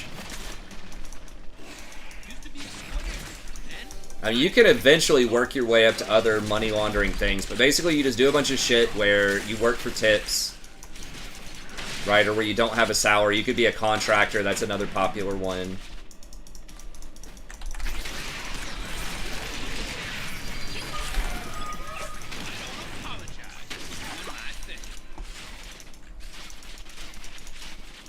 Probably not. I'm just saying theoretically.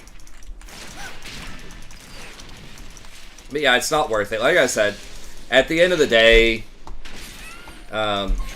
you know, you are risking imprisonment, you're risking your life when you start dealing with gangs and shit.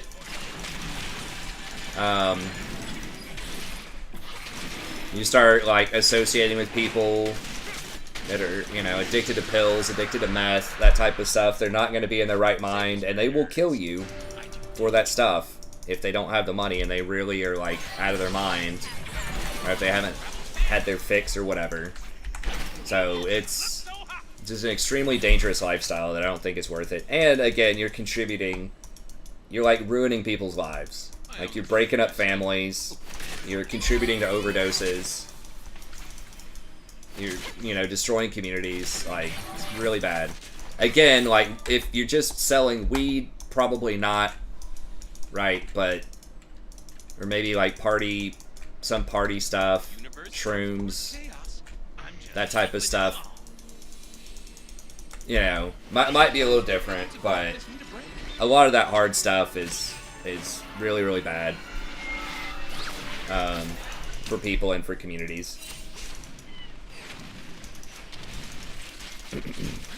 So yeah, I don't think it's a good idea. I think there are a lot better ways you could get cleaner money, have a better conscience, and actually contribute to your society a lot better. Well, by party stuff, I mean things that people would just do occasionally to enhance a group experience, right? And I'm not an expert on those things, but, you know, like Molly, shrooms, like psychedelics, basically. People usually don't get addicted to psychedelics, but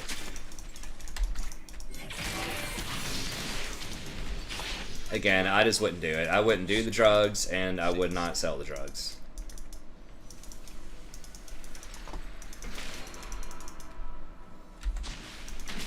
What the fuck?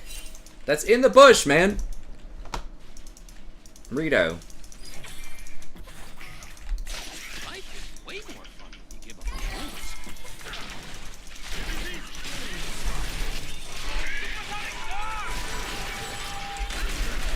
Rip.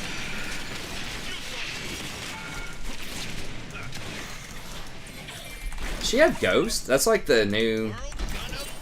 It's like double lift. People taking Ghost. I've got Hourglass if he tries to ult me. Are they mostly AD? Oh, they got kind of a mix.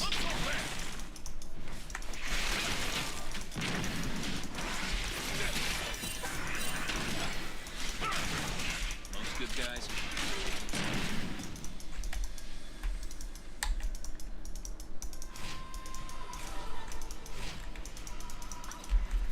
Forget my name, just call for the Lord of Darkness. Prince of Evil. Every time Black Falcon says, every time I realize if I had just done my degree 10 years ago and just been investing 20K. Yeah, it is what it is, you know, like, I wouldn't stress too hard about what you could have done to improve your life in the past, 'cause you can't really, like, you can't do anything about it, first of all, but then second of all, we don't really know, right? There's like a cascading, like, chain reaction of events Revolving endlessly. that's difficult for us to fully grasp. If you change one variable right, it could change so many different things. You know, like, I try to convince my wife of this sometimes because she really hated Ohio.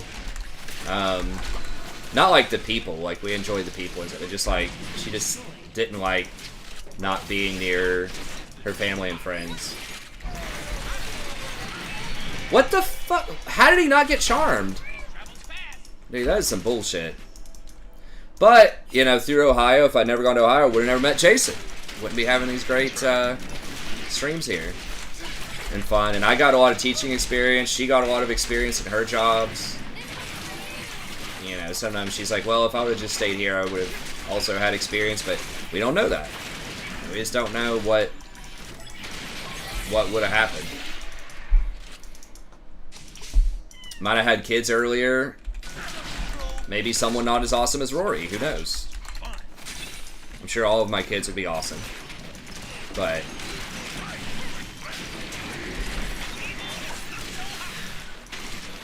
you just never really know. So it's like, yeah, could I just not like done the PhD and just done the master stuff? Sure.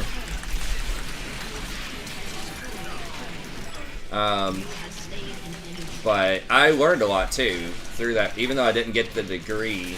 Like just taking the classes, getting the teaching experience, you know, working in a different department, you know, kind of figuring out what I like, what I don't like, as far as departments go, like made me appreciate my department a lot more. Double kill.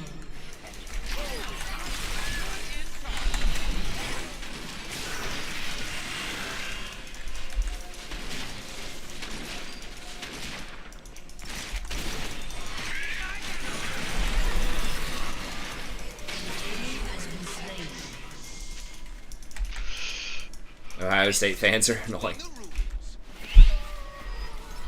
I don't know. I don't have a preference on that.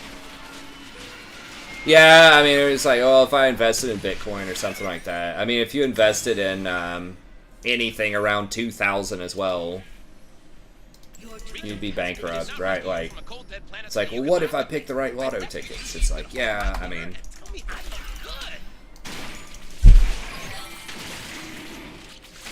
Or if you invested in some, like, you know, biotech startup that ended up coming up with some kind of, like, cure for some weird-ass, like, rare disease and went from, you know, $1 a share to $50 a share.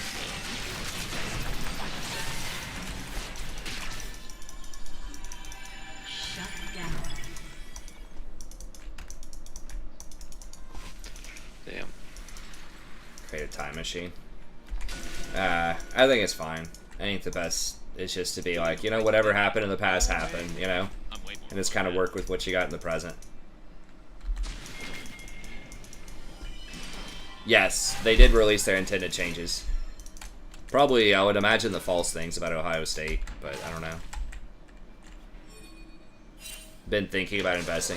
Honestly, investing is not really worth it unless you've got at least $10,000 saved up. Probably even more than that. I mean, like, you're going to see some returns, but like, I guess at that point, if you can manage to get a 10% return, that's $1,000 a year. Like, that's pretty good, you know?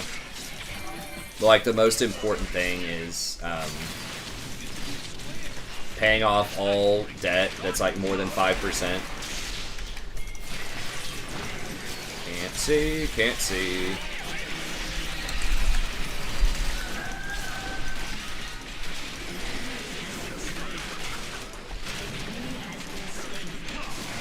Like, the main goal should be pay off any debt that's more than 5%. And then get a house. I think those are the biggest.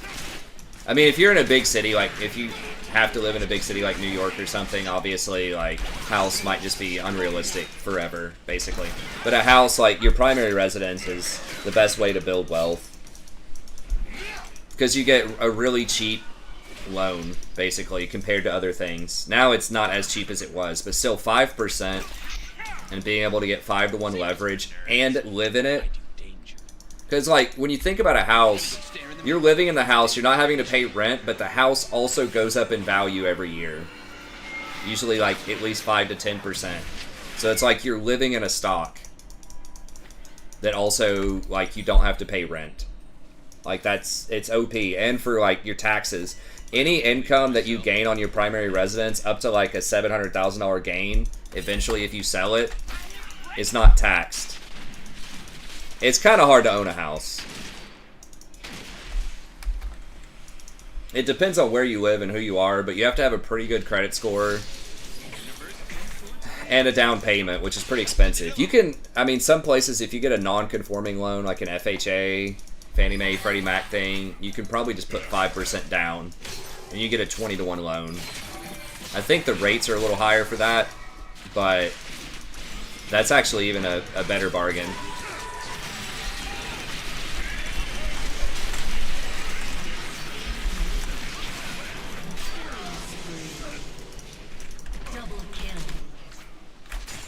Kong seems like a decent champ.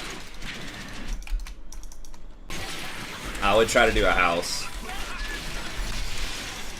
And don't buy into that bullshit, like, don't buy more house than you need. Yes, buy as much house as you possibly fucking can and get a good rate on it because it's an asset.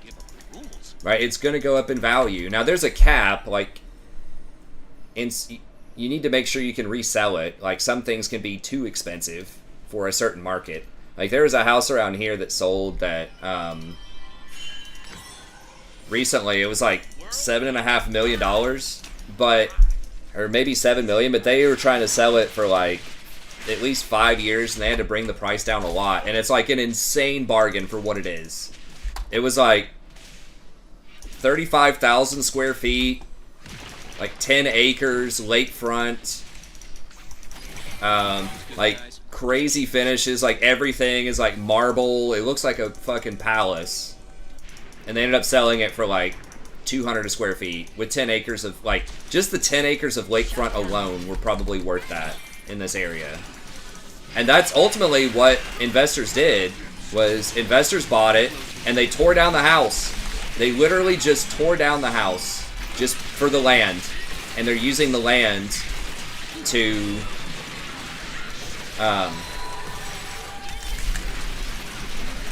they're using the land to make other houses.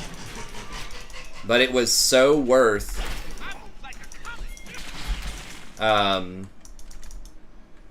just on the land. So it's like, if you were to buy, if you bought that back in the day and you just couldn't sell it, yeah, that's a bad investment. But most things like will appreciate in value, especially anything under $1 million. The cheaper the house, the higher percentage it'll appreciate in value. Like, there's one friend we have that bought this house, like this really old, very small house, for like $30,000 in 2015, and now it's worth like $200,000.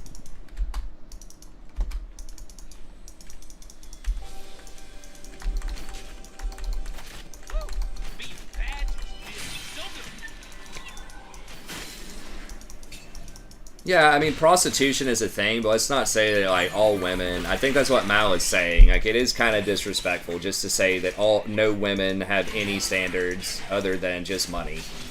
Right? Like, yes, most women probably have a price, right? If you walk up to someone and it's like, hey, I'll give you $1 billion to have sex with me. Yes, I would have sex with anybody for $1 billion. I mean, as long as they didn't have, like, a... AIDS or something, I don't know. I'm sure my wife would be totally cool with that too. Like, there's a price, right? But it makes it sound like people don't have standards or morals. Like, just rhetorically, it's not a good sound. I think that's what Mal is saying.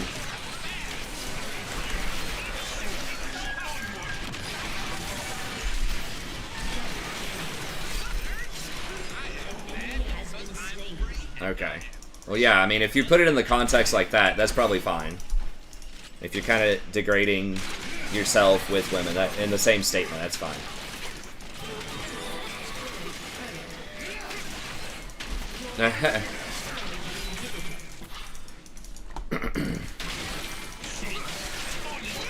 But yeah, that's what I would do. So I wouldn't even invest if you have until you get that other stuff settled up first.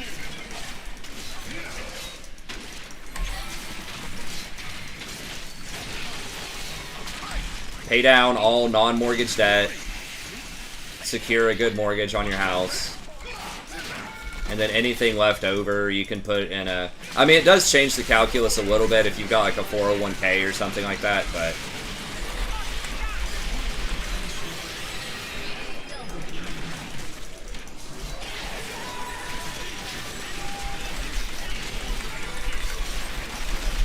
Holy shit, I was CC'd for 5 seconds. What? No, I want my Penta. Damn it, I died. My KDA!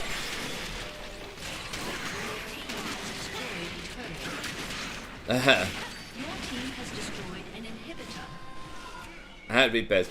Yeah.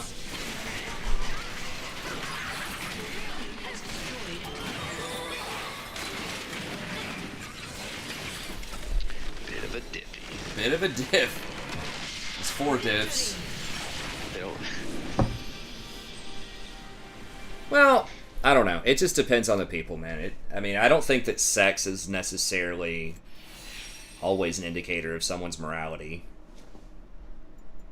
It could be. But I do think there's more to people than just sex, right? There's also more to life than just money, though, too. It just really depends on the people.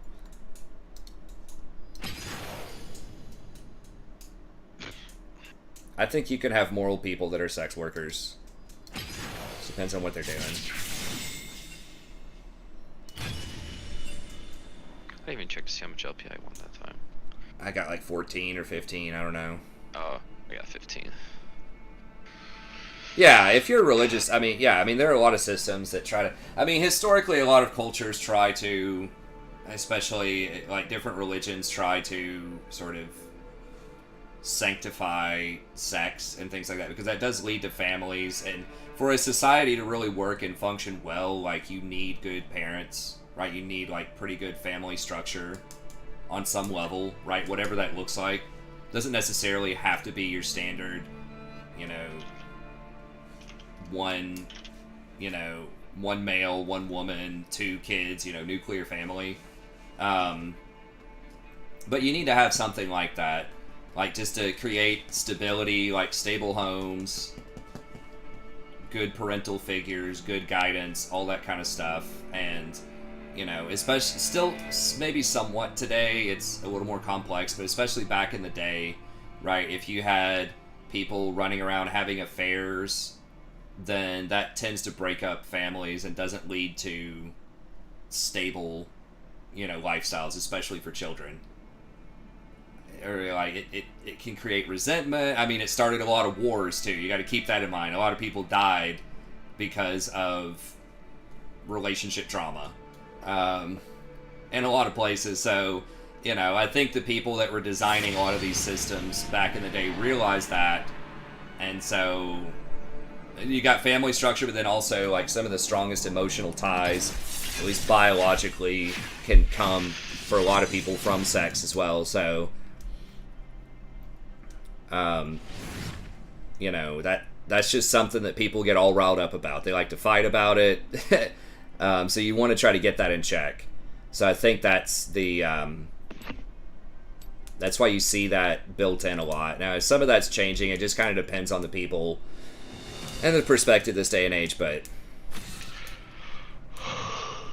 yeah, I don't think there's going to be too much change from what I saw. I looked at it a second ago as far as, like, the next patch. I don't remember which tab I think I got rid of it, but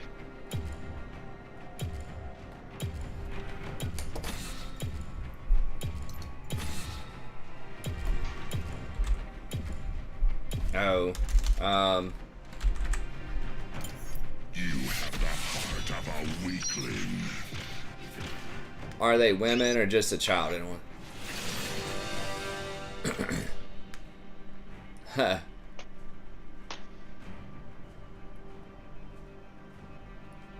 Yeah. It just depends. I mean, there's some guys that are into material girls. Like, some rich guy, like, if some girl's a supermodel, and especially if she's willing to, you know, almost be your servant, right? If she can cook. I mean, sometimes just being hot, being like a supermodel, being your arm candy, if you already have $1 billion, what do you care if she's into you for your money? Like, some guys are like that, right? You're working 90, 100 hours a week anyways if you're like some kind of CEO. So a lot of guys are perfectly fine with women dating them for the money.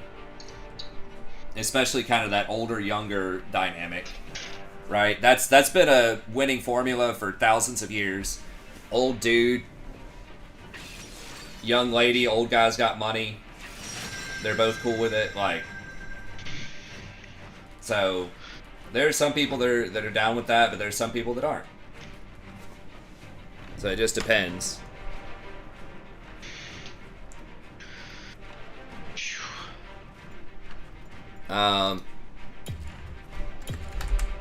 It just really depends on the people.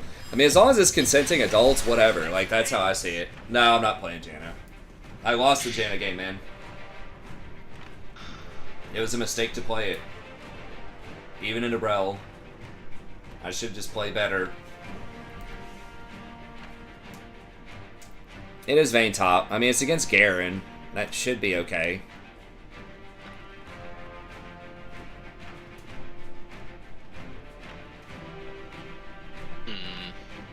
Not a big fan of the Nidalee, though. I mean, does this guy play Nidalee a lot?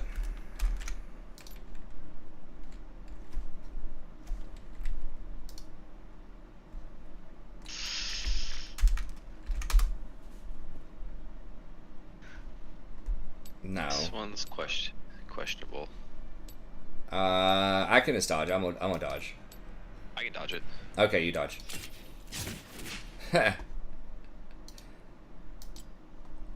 If we need to dodge another one, I'll dodge the next one. I'm pretty far out. I'm like 3 games out either way.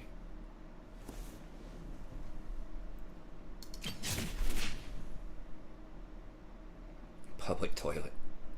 Well, I mean, that's another consideration, right? If you're dating some girl that's like really forward and really like in your face sexual with you, it's probably that way with a lot of people, right? It's you just got to be cool with that. Not say it's necessarily a bad thing, but that's not always the case. But anyway, I mean, there's just all kinds of different relationship styles, ways that people find meaning in the world. I don't think there's one that's necessarily bad or good. You know, just find something that makes you happy. Like, that's the end, you know. Again, I've known some girls that really like to date older dudes, right? Whether they had money or not. Some of them like money, some of them don't. That's just their thing. They just don't like young guys. They're obviously older guys that like younger women. They're guys that like guys, girls that like girls. You know, there's just all kinds of combinations.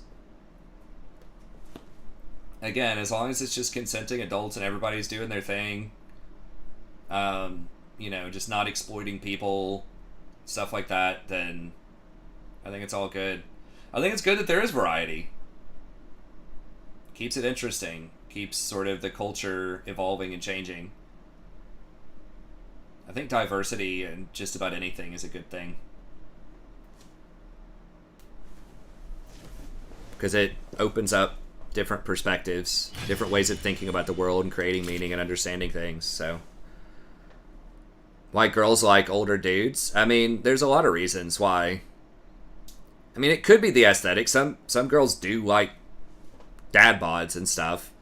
I think a bigger part of it is, though, it's just a different level of, I hate the word maturity, but it's just kind of a different lifestyle or something, right? If you're a girl, you're a girl, you're 21, right? What are a lot of guys around your age going to be doing, right? They're going to be going out, probably getting hammered on the weekends. They're probably not going to have a lot of money or a lot of things. You know, many of them may not have that many experiences. They may not have that much conversation, may not have that much education. It just kind of depends. Versus if it's a guy that still, like, looks pretty good for their age, who's, like, 40, that's, you know, got a nice house or a boat or something like that. They're a professional, maybe a business professional, something like that. They're a better conversationalist because they have so much more experience talking with people. Maybe they've got better game. Maybe they don't like to go out every night until 3 in the morning at the bars. Maybe they're cool with just kind of chilling. And maybe that's just what some girls like. Not every girl likes to go out to bars and deal with the bros all the time. So there could be some of that.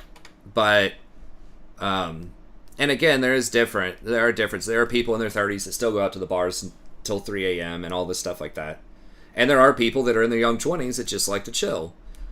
You know, that have all those qualities that I mentioned before. But I think if you're asking why women are into older guys, the obvious answer is money. But I think the deeper answer is a different kind of lifestyle that's more secure and more chill and less kind of chaotic. Older people also, depends on the generation, but it could be a generational thing. Maybe they actually respond to your text more and don't ghost you. Maybe they're, you know, you could find somebody that's older that's willing to commit to a one-on-one relationship instead of talking to 3 or 4 different people at the same time or cheating on you behind your back. That's another place where I see it, is sometimes if there's a strong religious connection, older, younger works because, you know, they find somebody that's just as committed to, you know, their kind of religious mindset as they are. So it really just depends. Especially this day and age, I think there's a lot less... I mean, there still can be exploitation and things like that, but women are so much more empowered now than they were, you know, 100 years ago or something. I think it's just more of a question of what do women want a lot of times. Maybe not everywhere in the world. But yeah, I mean, historically, also, if you were a younger woman, you really had to date an older guy a lot of times because you couldn't work, right? And if you wanted to have kids, you wanted to have a family, you got to have money, right? And just young guys, it's less likely they're going to be as established or have as many resources. So that's why when you had arranged marriages or political marriages with, you know, your parents are trying to set you up, they're not going to, if you're a 16-year-old girl back in the day, they're not going to set you up with another 16-year-old guy, right? They're going to give you the guy that's like 28 or something because he's going to be more secure and provide and take care of the family. Now that, again, that has changed culturally to some extent, but maybe, you know, again, there are some girls that may like that. It might be the minority of girls. I'd say most girls probably like dating around their age. I'll be back in just one second. But there definitely are some others that, you know, like older dudes. I mean, there are dudes that like older women. Like the whole MILF thing, like, is definitely a thing. It just depends.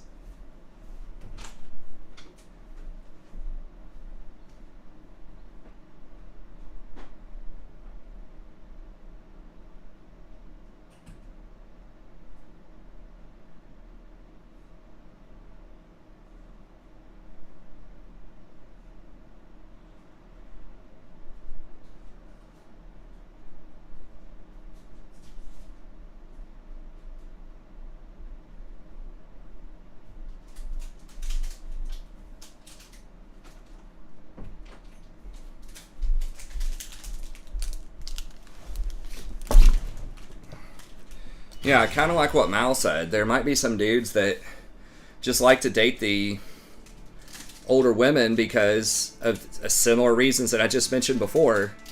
They just might be tired of the young girls playing mind games, run around talking to 5 different dudes at once, being vapid, right? Like just not being great at conversations. They just don't have a lot of experience. They're not as educated.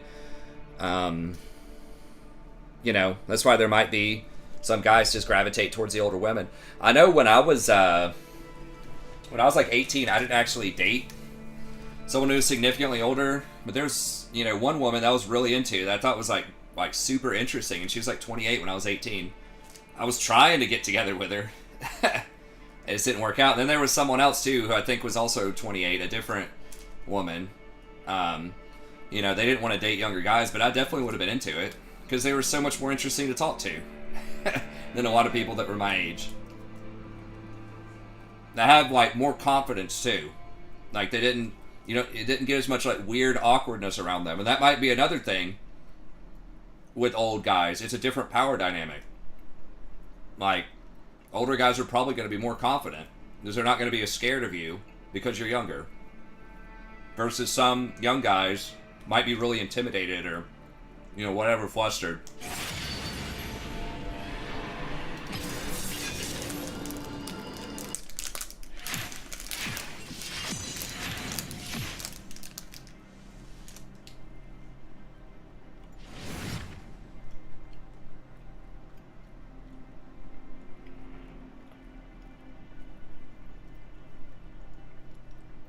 Yeah, I think there's a big difference between incest and just dating someone younger. Or that's what both people want.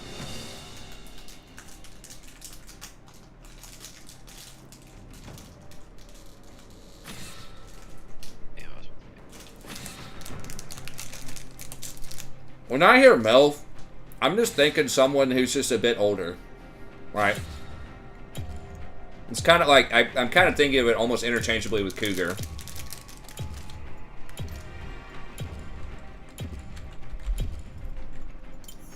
I don't know if it literally has to be someone that has kids. I think it's just that idea of a more mature, like, experienced woman. Again, who's going to be less about those games, who's going to have that confidence. She's not going to be scared about you. She's not going to be a little princess. It's kind of that more practical aspect of it.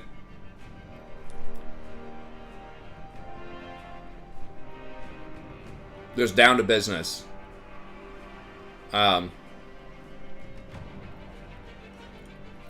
When I hear MILF, I think of Stifler's mom from American Pie. I think that's where that term initially came from. Maybe I'm wrong about that, but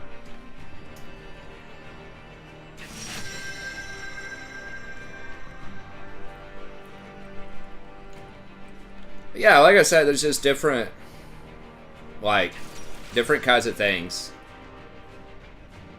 Yeah, I think it's kind of like that midway. That's what I think. Usually the implication that they are, like, relatively fit or kind of stay in shape, but they are older.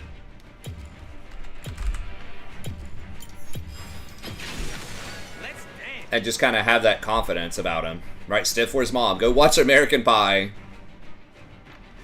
Good old American Pie. Yeah, and that'll tell you about, like, the origins of the MILF. I think. Classic comedy. It's been a long time since I've seen that, but it was Same. From what I remember, it was pretty good. I was younger when I watched it, but I think it probably holds up. It's probably still a pretty funny movie. I've even never seen it. Dude, what about Austin Powers? Oh yeah, That's a good one. Love My some Austin parents Powers. took me to see that. Hell My yeah. parents took me to see that shit. Yeah, they let me see some stuff that I don't know. I remember going to I think it was called like a Bordello of Blood or something. It's like vampires or something. My grandma, I guess, just didn't really look it up. It was like this hard R. I was like, I don't even remember how old I was. I was probably like 8 or something. I might have been a little bit older than that. It was like full on, like full frontal nudity and stuff. Just people getting like murdered. My grandma made me like look away when they had like the full frontal on there. But then she was laughing. She thought it was pretty funny.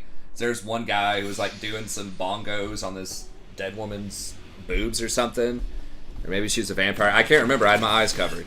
It was something kind of like that. But I was watching Terminator when I was like 5 or something. Oh yeah, dude. There were like action figures for that stuff, like for kids. Like R, people didn't give a shit about R, really. I don't even think you got carded in the 90s. It was like suggested that you're an adult. But I don't know. 30 seconds until minions spawn.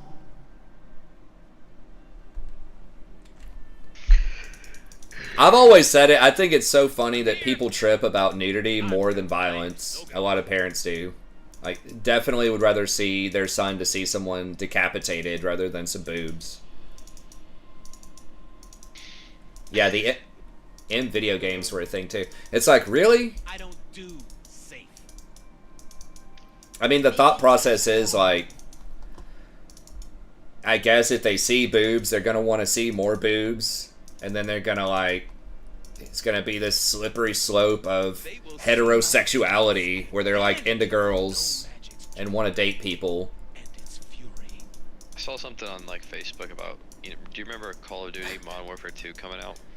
Yeah. And just the lines like across the nation of like people just standing out and like wall. Yeah. It was Yeah.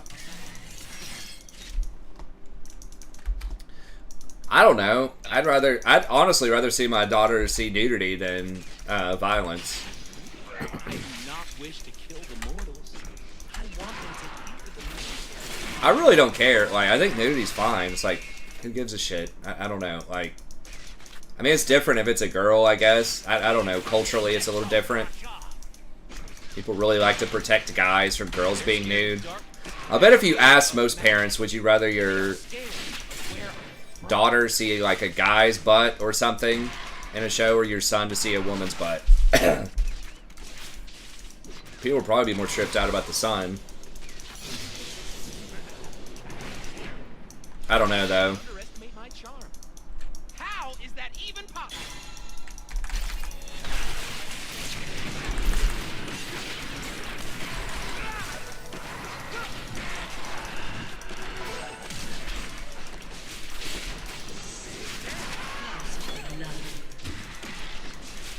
Can we really just get styled on by a Karthus level 2?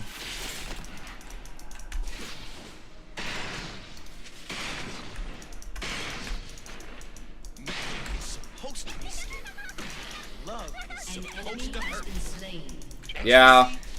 I don't know. I would definitely rather Rory see boobs than see... I mean, she already sees boobs, right? Like, my wife, like, breastfeeding the baby around the house. I don't know. Wild. I'm just here for the party.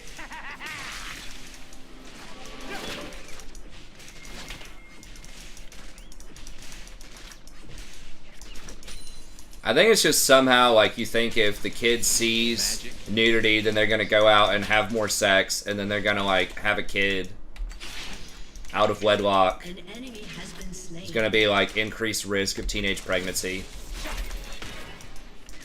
That would be an interesting study if there's something out there, like, if they could see, like, if there's any correlation between watching, like, pornography or something and teenage pregnancies. What humans call magic? We I would venture to guess there's either not a correlation, or that it would actually be less likely. It might be a negative correlation. People who watch porn may not be going out having sex as much.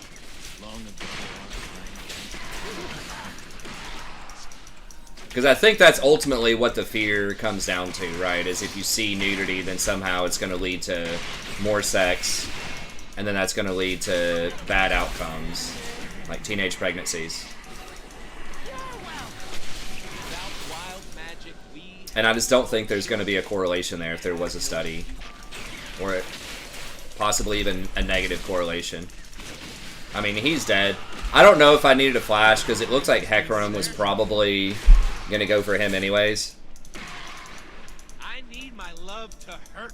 Yeah, exactly. The world is scary. Yeah, I mean, that's sex I ed, don't man. apologize for it.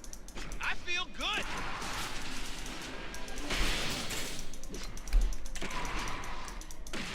Now, you probably shouldn't say that, Yi. Yeah, Twitch is just gonna trip. Crap. I totally forgot why I'm here. Yeah, see, you got this little small mind, Twitch.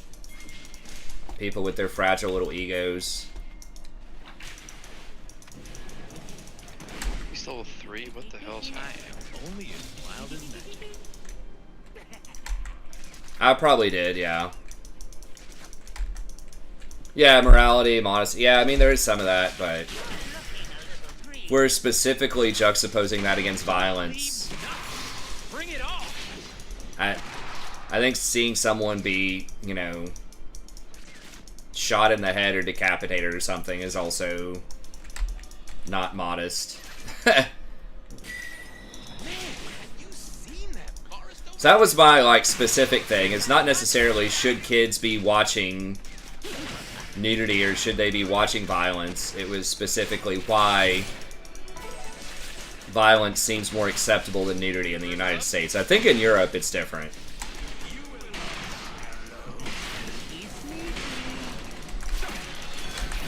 Fuck, I missed it. God damn it. Been slain. Literally gonna sit here the whole time. Double kill.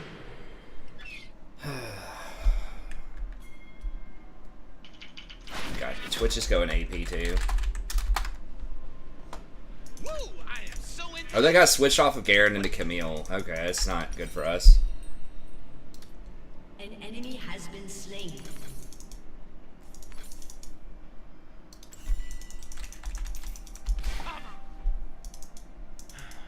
I did watch Passion of the Christ, yeah, back in the day. Pretty brutal.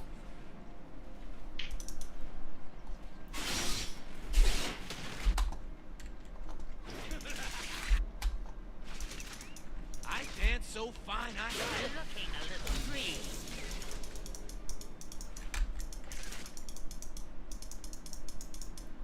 Yeah, I think you're right, Anthony. There are certain degrees, right? Like, people would probably be more okay with, right, if it's light nudity, like just boobs, versus like ultra graphic torture violence, yes, they would probably prefer the nudity.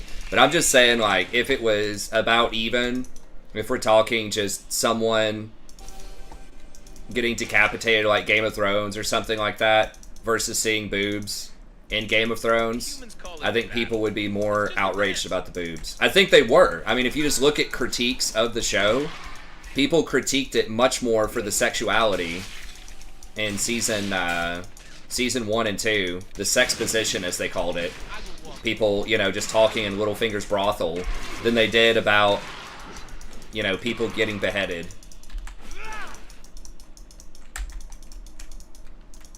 Like, all of the controversy about that show, other than just being bad, but I mean, like, in the final seasons, but just as far as, like, the content itself that people were critiquing, it was all had to do with sexuality, right? It was like Sansa, or Jaime and Cersei, or the sex position. Okay, Rakan. Get him watched. It was almost never about the violence. Show people And there's a lot of both in that show. That was just more of my critique. It's just like, in average case scenarios, more people in the US are more sort of outraged by nudity than they are by violence.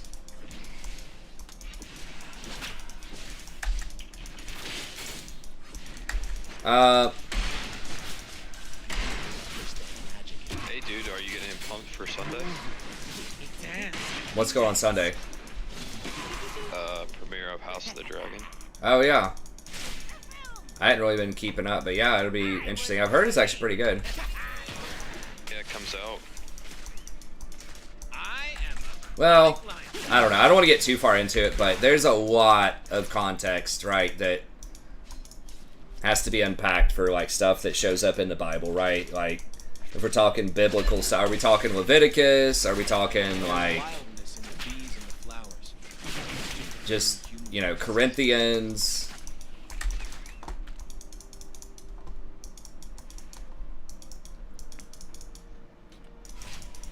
And then there's, like, context, right?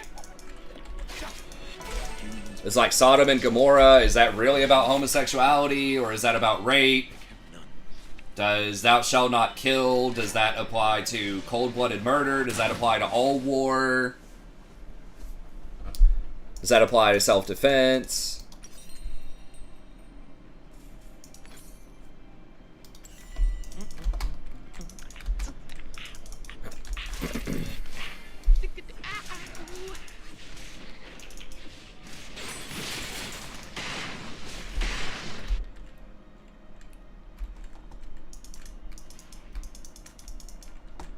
But yeah, I think it can be good sort of guidelines if sort of in context, and it can give people a good moral compass.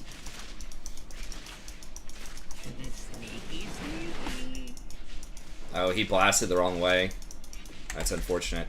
Who's fed? Yee's kind of getting fed.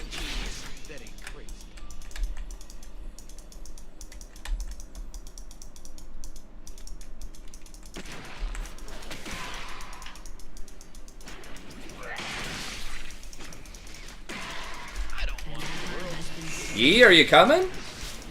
Yee?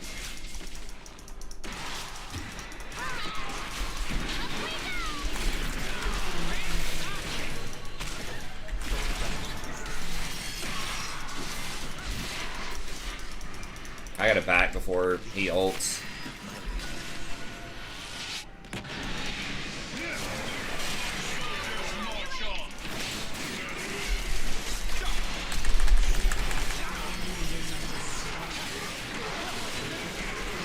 Yi was like literally made it to Tribush and then turned around and ran to Dragon.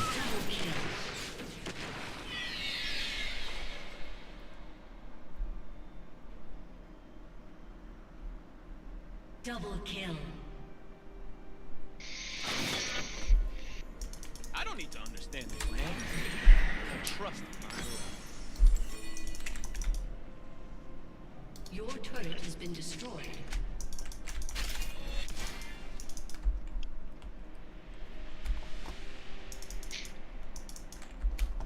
Our magic is a fury.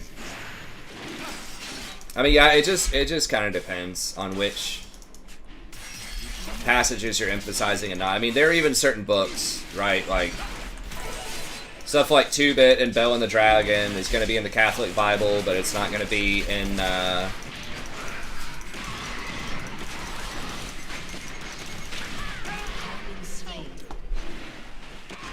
it's not going to be in the Protestant Bible. And even if you look at Protestants, right, it's like what kind of stock are you putting in the last passages of Mark, right? The thou shalt, you know, the true followers should be able to drink poisons and pick up snakes and serpents, right? Like Pentecostals. So some people would say, well, that's far out there. It's like, well, that's literally in there, right? And there are some Protestants that are into that. So it just kind of depends on, again, sort of which denomination it is and what you're valuing. But I think there definitely is room for interpretation in a lot of places. But yeah, exactly. You got to have context for everything. Every road leads someplace. Yeah, it can inspire a good moral lifestyle, though. When I get sad, Turret has been I stop being destroyed. sad and be awesome instead. Well, I mean, the Mark thing was added, like, centuries later. A lot of biblical scholars said that. Like, the original ending to Mark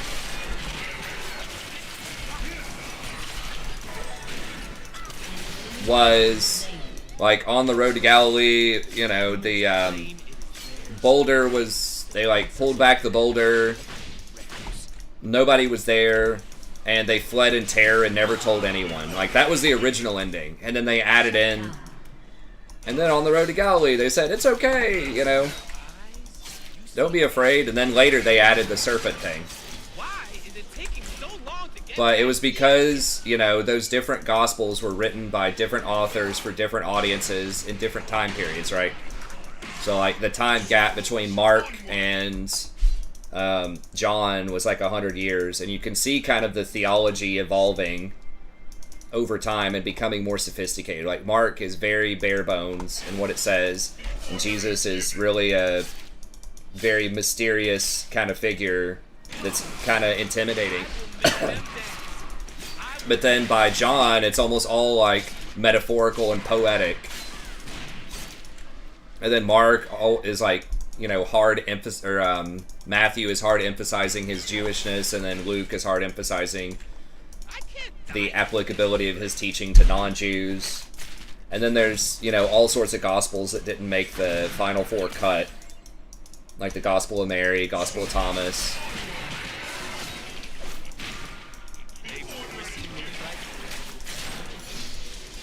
I think I can get in here. Yeah, sure. Yeah. I probably didn't need to ignite that, but whatever. It's fine. You just never know. If he gets away, he gets Well, let's not just call stuff outright BS. It's fine if that's what you think, but let's just try to be cordial. Apocrypha, yeah, I mean, it just... Yes, I think it's technically called Apocrypha, but... that could also be... I don't know the rhetorical implications of that. I dance because I'm free. Could be called non-standard books by Protestants, but still revered by Catholics, right? But yeah, that's some of that is the Apocrypha, but Gospel of St. Thomas and Mary are part of that Nag Hammadi library that's like these Gnostic kind of texts. But there were a lot of early Christianity texts, many of which didn't survive, that were trying to tell the story, right?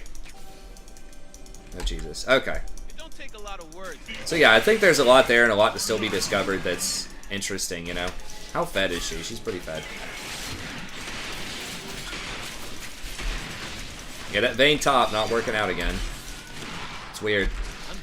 I always feel like in theory it should be, like, okay, but... well... I mean, no one's ever going to follow it exactly because there's nothing exactly to follow. Like, it's because there's interpretation. Like, there is no...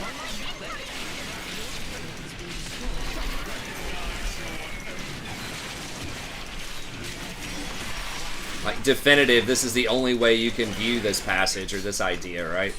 Even among Christians. Especially among Christians.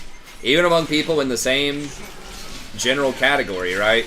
Protestants. Even among just Baptists. Like, there are going to be different preachers that emphasize certain texts or interpret certain passages differently. I need some fun.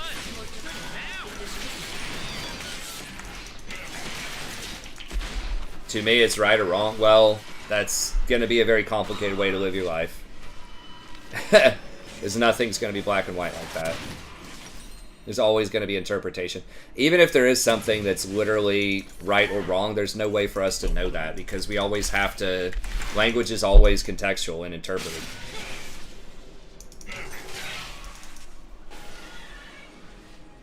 Oh.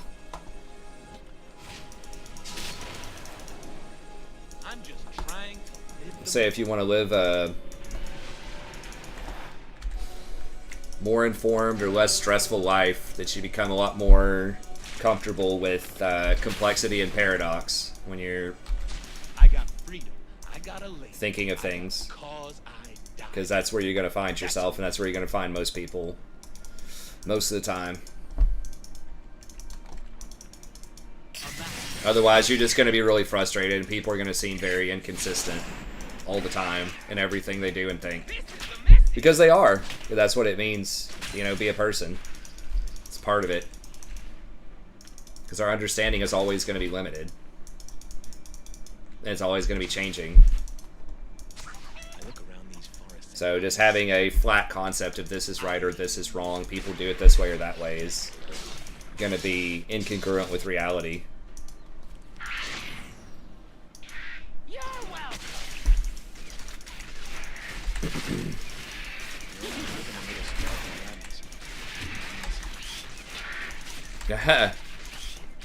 No, it's fine. I would say I'm necessarily challenging. I don't know. It depends on the idea of challenging. I think I'm nuancing. I'm agreeing with most of what you're saying. It just maybe not some of the like super specifics about certain passages or something, but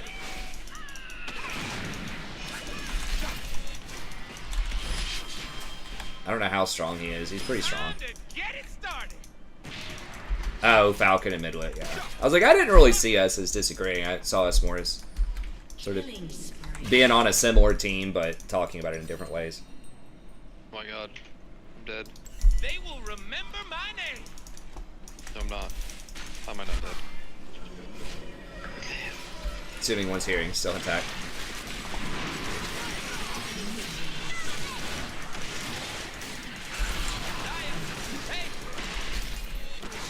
Damn, I forgot that Hecarim was even in this game.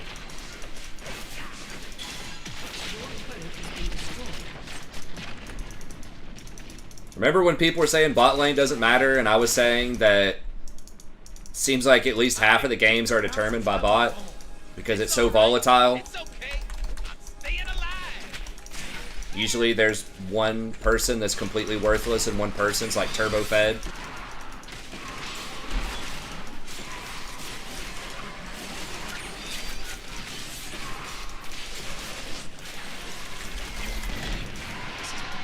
Hecarim camped bot. I mean, we died to those ganks when we shouldn't have, but even though he's 0-6, he pressured bot.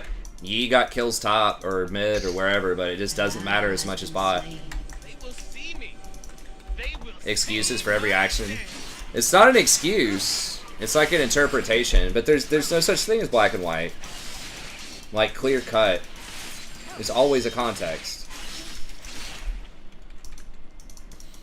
look good, feel good, kick some ass. I mean, there are some things that are wrong in, you know, the vast majority of situations, right? But still understanding the context behind why they're wrong is important. Ladies and gentlemen, I am here to entertain myself. The problem with viewing stuff is just black and white is that sort of, at least to me, seems like it discourages critical engagement. Like, understanding something like, yes, Hitler's evil, right? Like, yes, killing millions of Jews is a bad thing. But, like, why was he doing that? Like, what was his motivation? What was... And then that way you can understand how to potentially stop certain things like that from happening again. I mean, not all the way. It's probably going to happen again, but...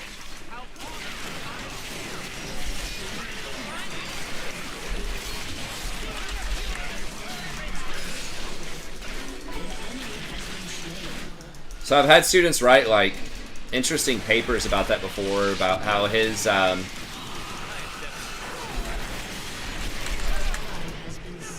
personal physician was basically just, like, hopping him up on meth the whole time, so, like, understanding that.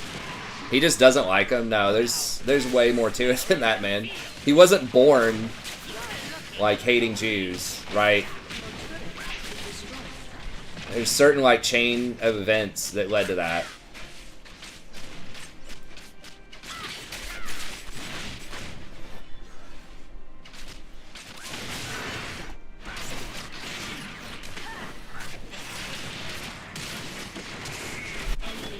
Did he really? He hit someone other than the Twitch with that last shot. Yeah, I should probably be running. Use that. I mean, that's a great question too. We don't even know if he. I mean, he said all this like anti-Semitic stuff, but like Black Falcon is. It seems like Black Falcon saying here is he could have just been doing that rhetorically because he was trying to exploit the insecurities and vulnerabilities of the German people at the time. They needed a common enemy. Or that's the strategy that Hitler went for, is create a common enemy to try to unite people together to create enough distractions for him to erode all of their power and eventually all of their sort of fledgling democratic power to become a dictator. Erode all their civil liberties to gain supreme power, to blind everybody to what he was actually trying to do. So he might have just been telling people what he thinks, not necessarily they wanted to hear, but was going to be effective to hear for his goals. But I don't know. He may have actually, legit hated him. I don't know. I'm not a scholar on Hitler, but that is an interesting theory, that it could have just all been rhetorical.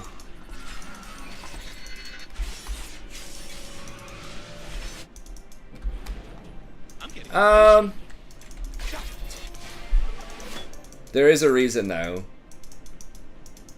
I mean, you don't have to go in to, like, if you don't want to analyze everything. But there is a reason for everything. I mean, something like sexual preference is extremely complicated, right? Like, some of it could be genetic, some of it could be cultural. I can't wait to see what I'm gonna do.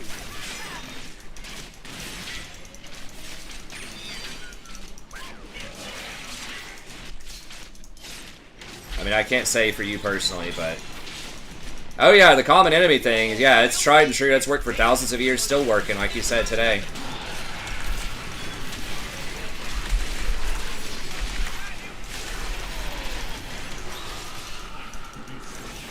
I thought that was Yi flanking. I think that was their person flanking there. Nothing I say should be taken serious.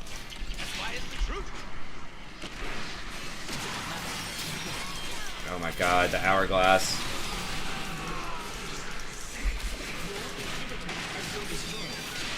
Yeah, everything does have a reason and a process.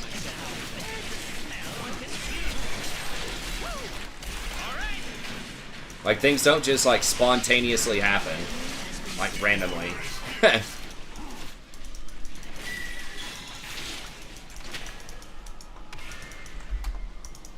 ain't seen moves like mine.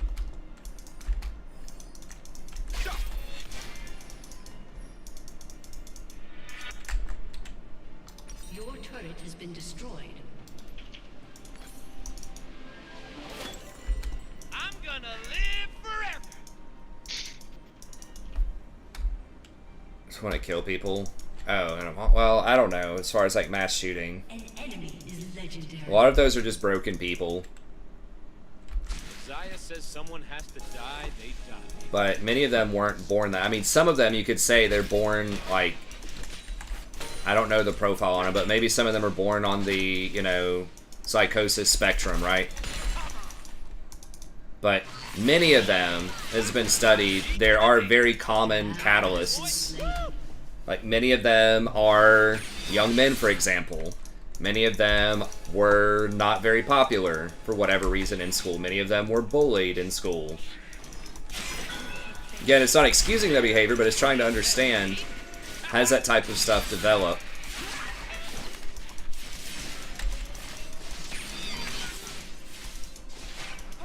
Maybe, but there are, like, some common threads in many of them.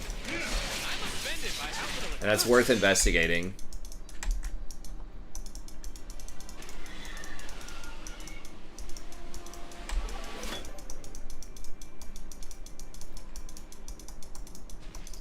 I'm here. Just give him Baron, I guess. Yeah, I don't think we can... We're too far out of position. Bane's bottom.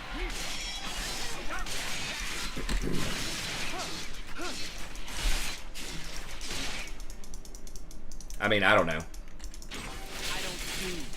Obviously, I'm gonna be, think that it's worth critically examining most things. At least for somebody to do it, right? Like, doesn't have to be you personally if you don't want to be worried about it or bothered about it or whatever, but we as a society need to value critical investigation.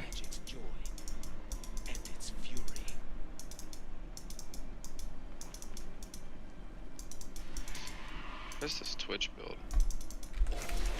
Bad. the old no damage Twitch. Yeah, our side lanes are just really brutal. I mean, we do have Yi. If he gets resets, maybe.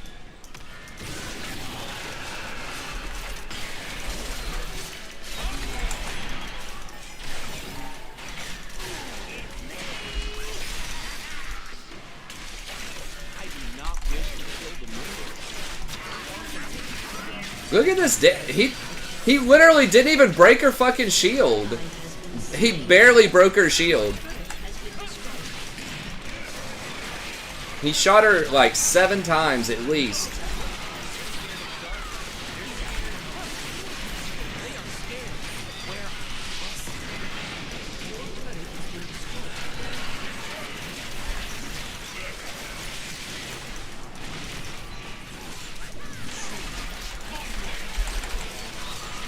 At least don't do any damage.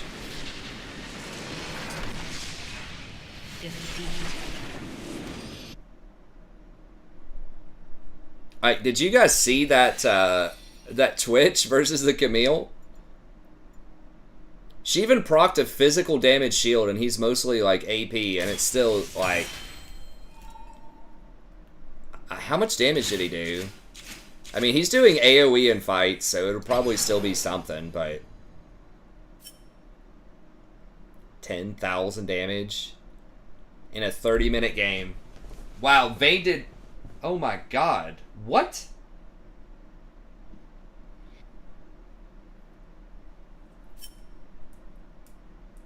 Vayne and Yi didn't even crack 10,000 damage. Twitch barely cracked 10,000 damage. What is happening? Okay, alright, man. Well, that was rough, but hopefully we'll be able to get back in there tomorrow. Yeah, I hear you. Alright, man. Have a good one. I'll see you. Have a good one.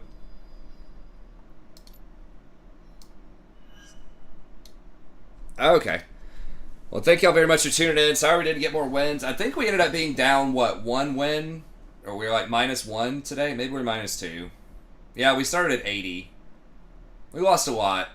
But hopefully we'll get back in there and be able to get some wins tomorrow. So, thank you very much. Good conversation with everybody. And I'll see y'all next time. Have a good day.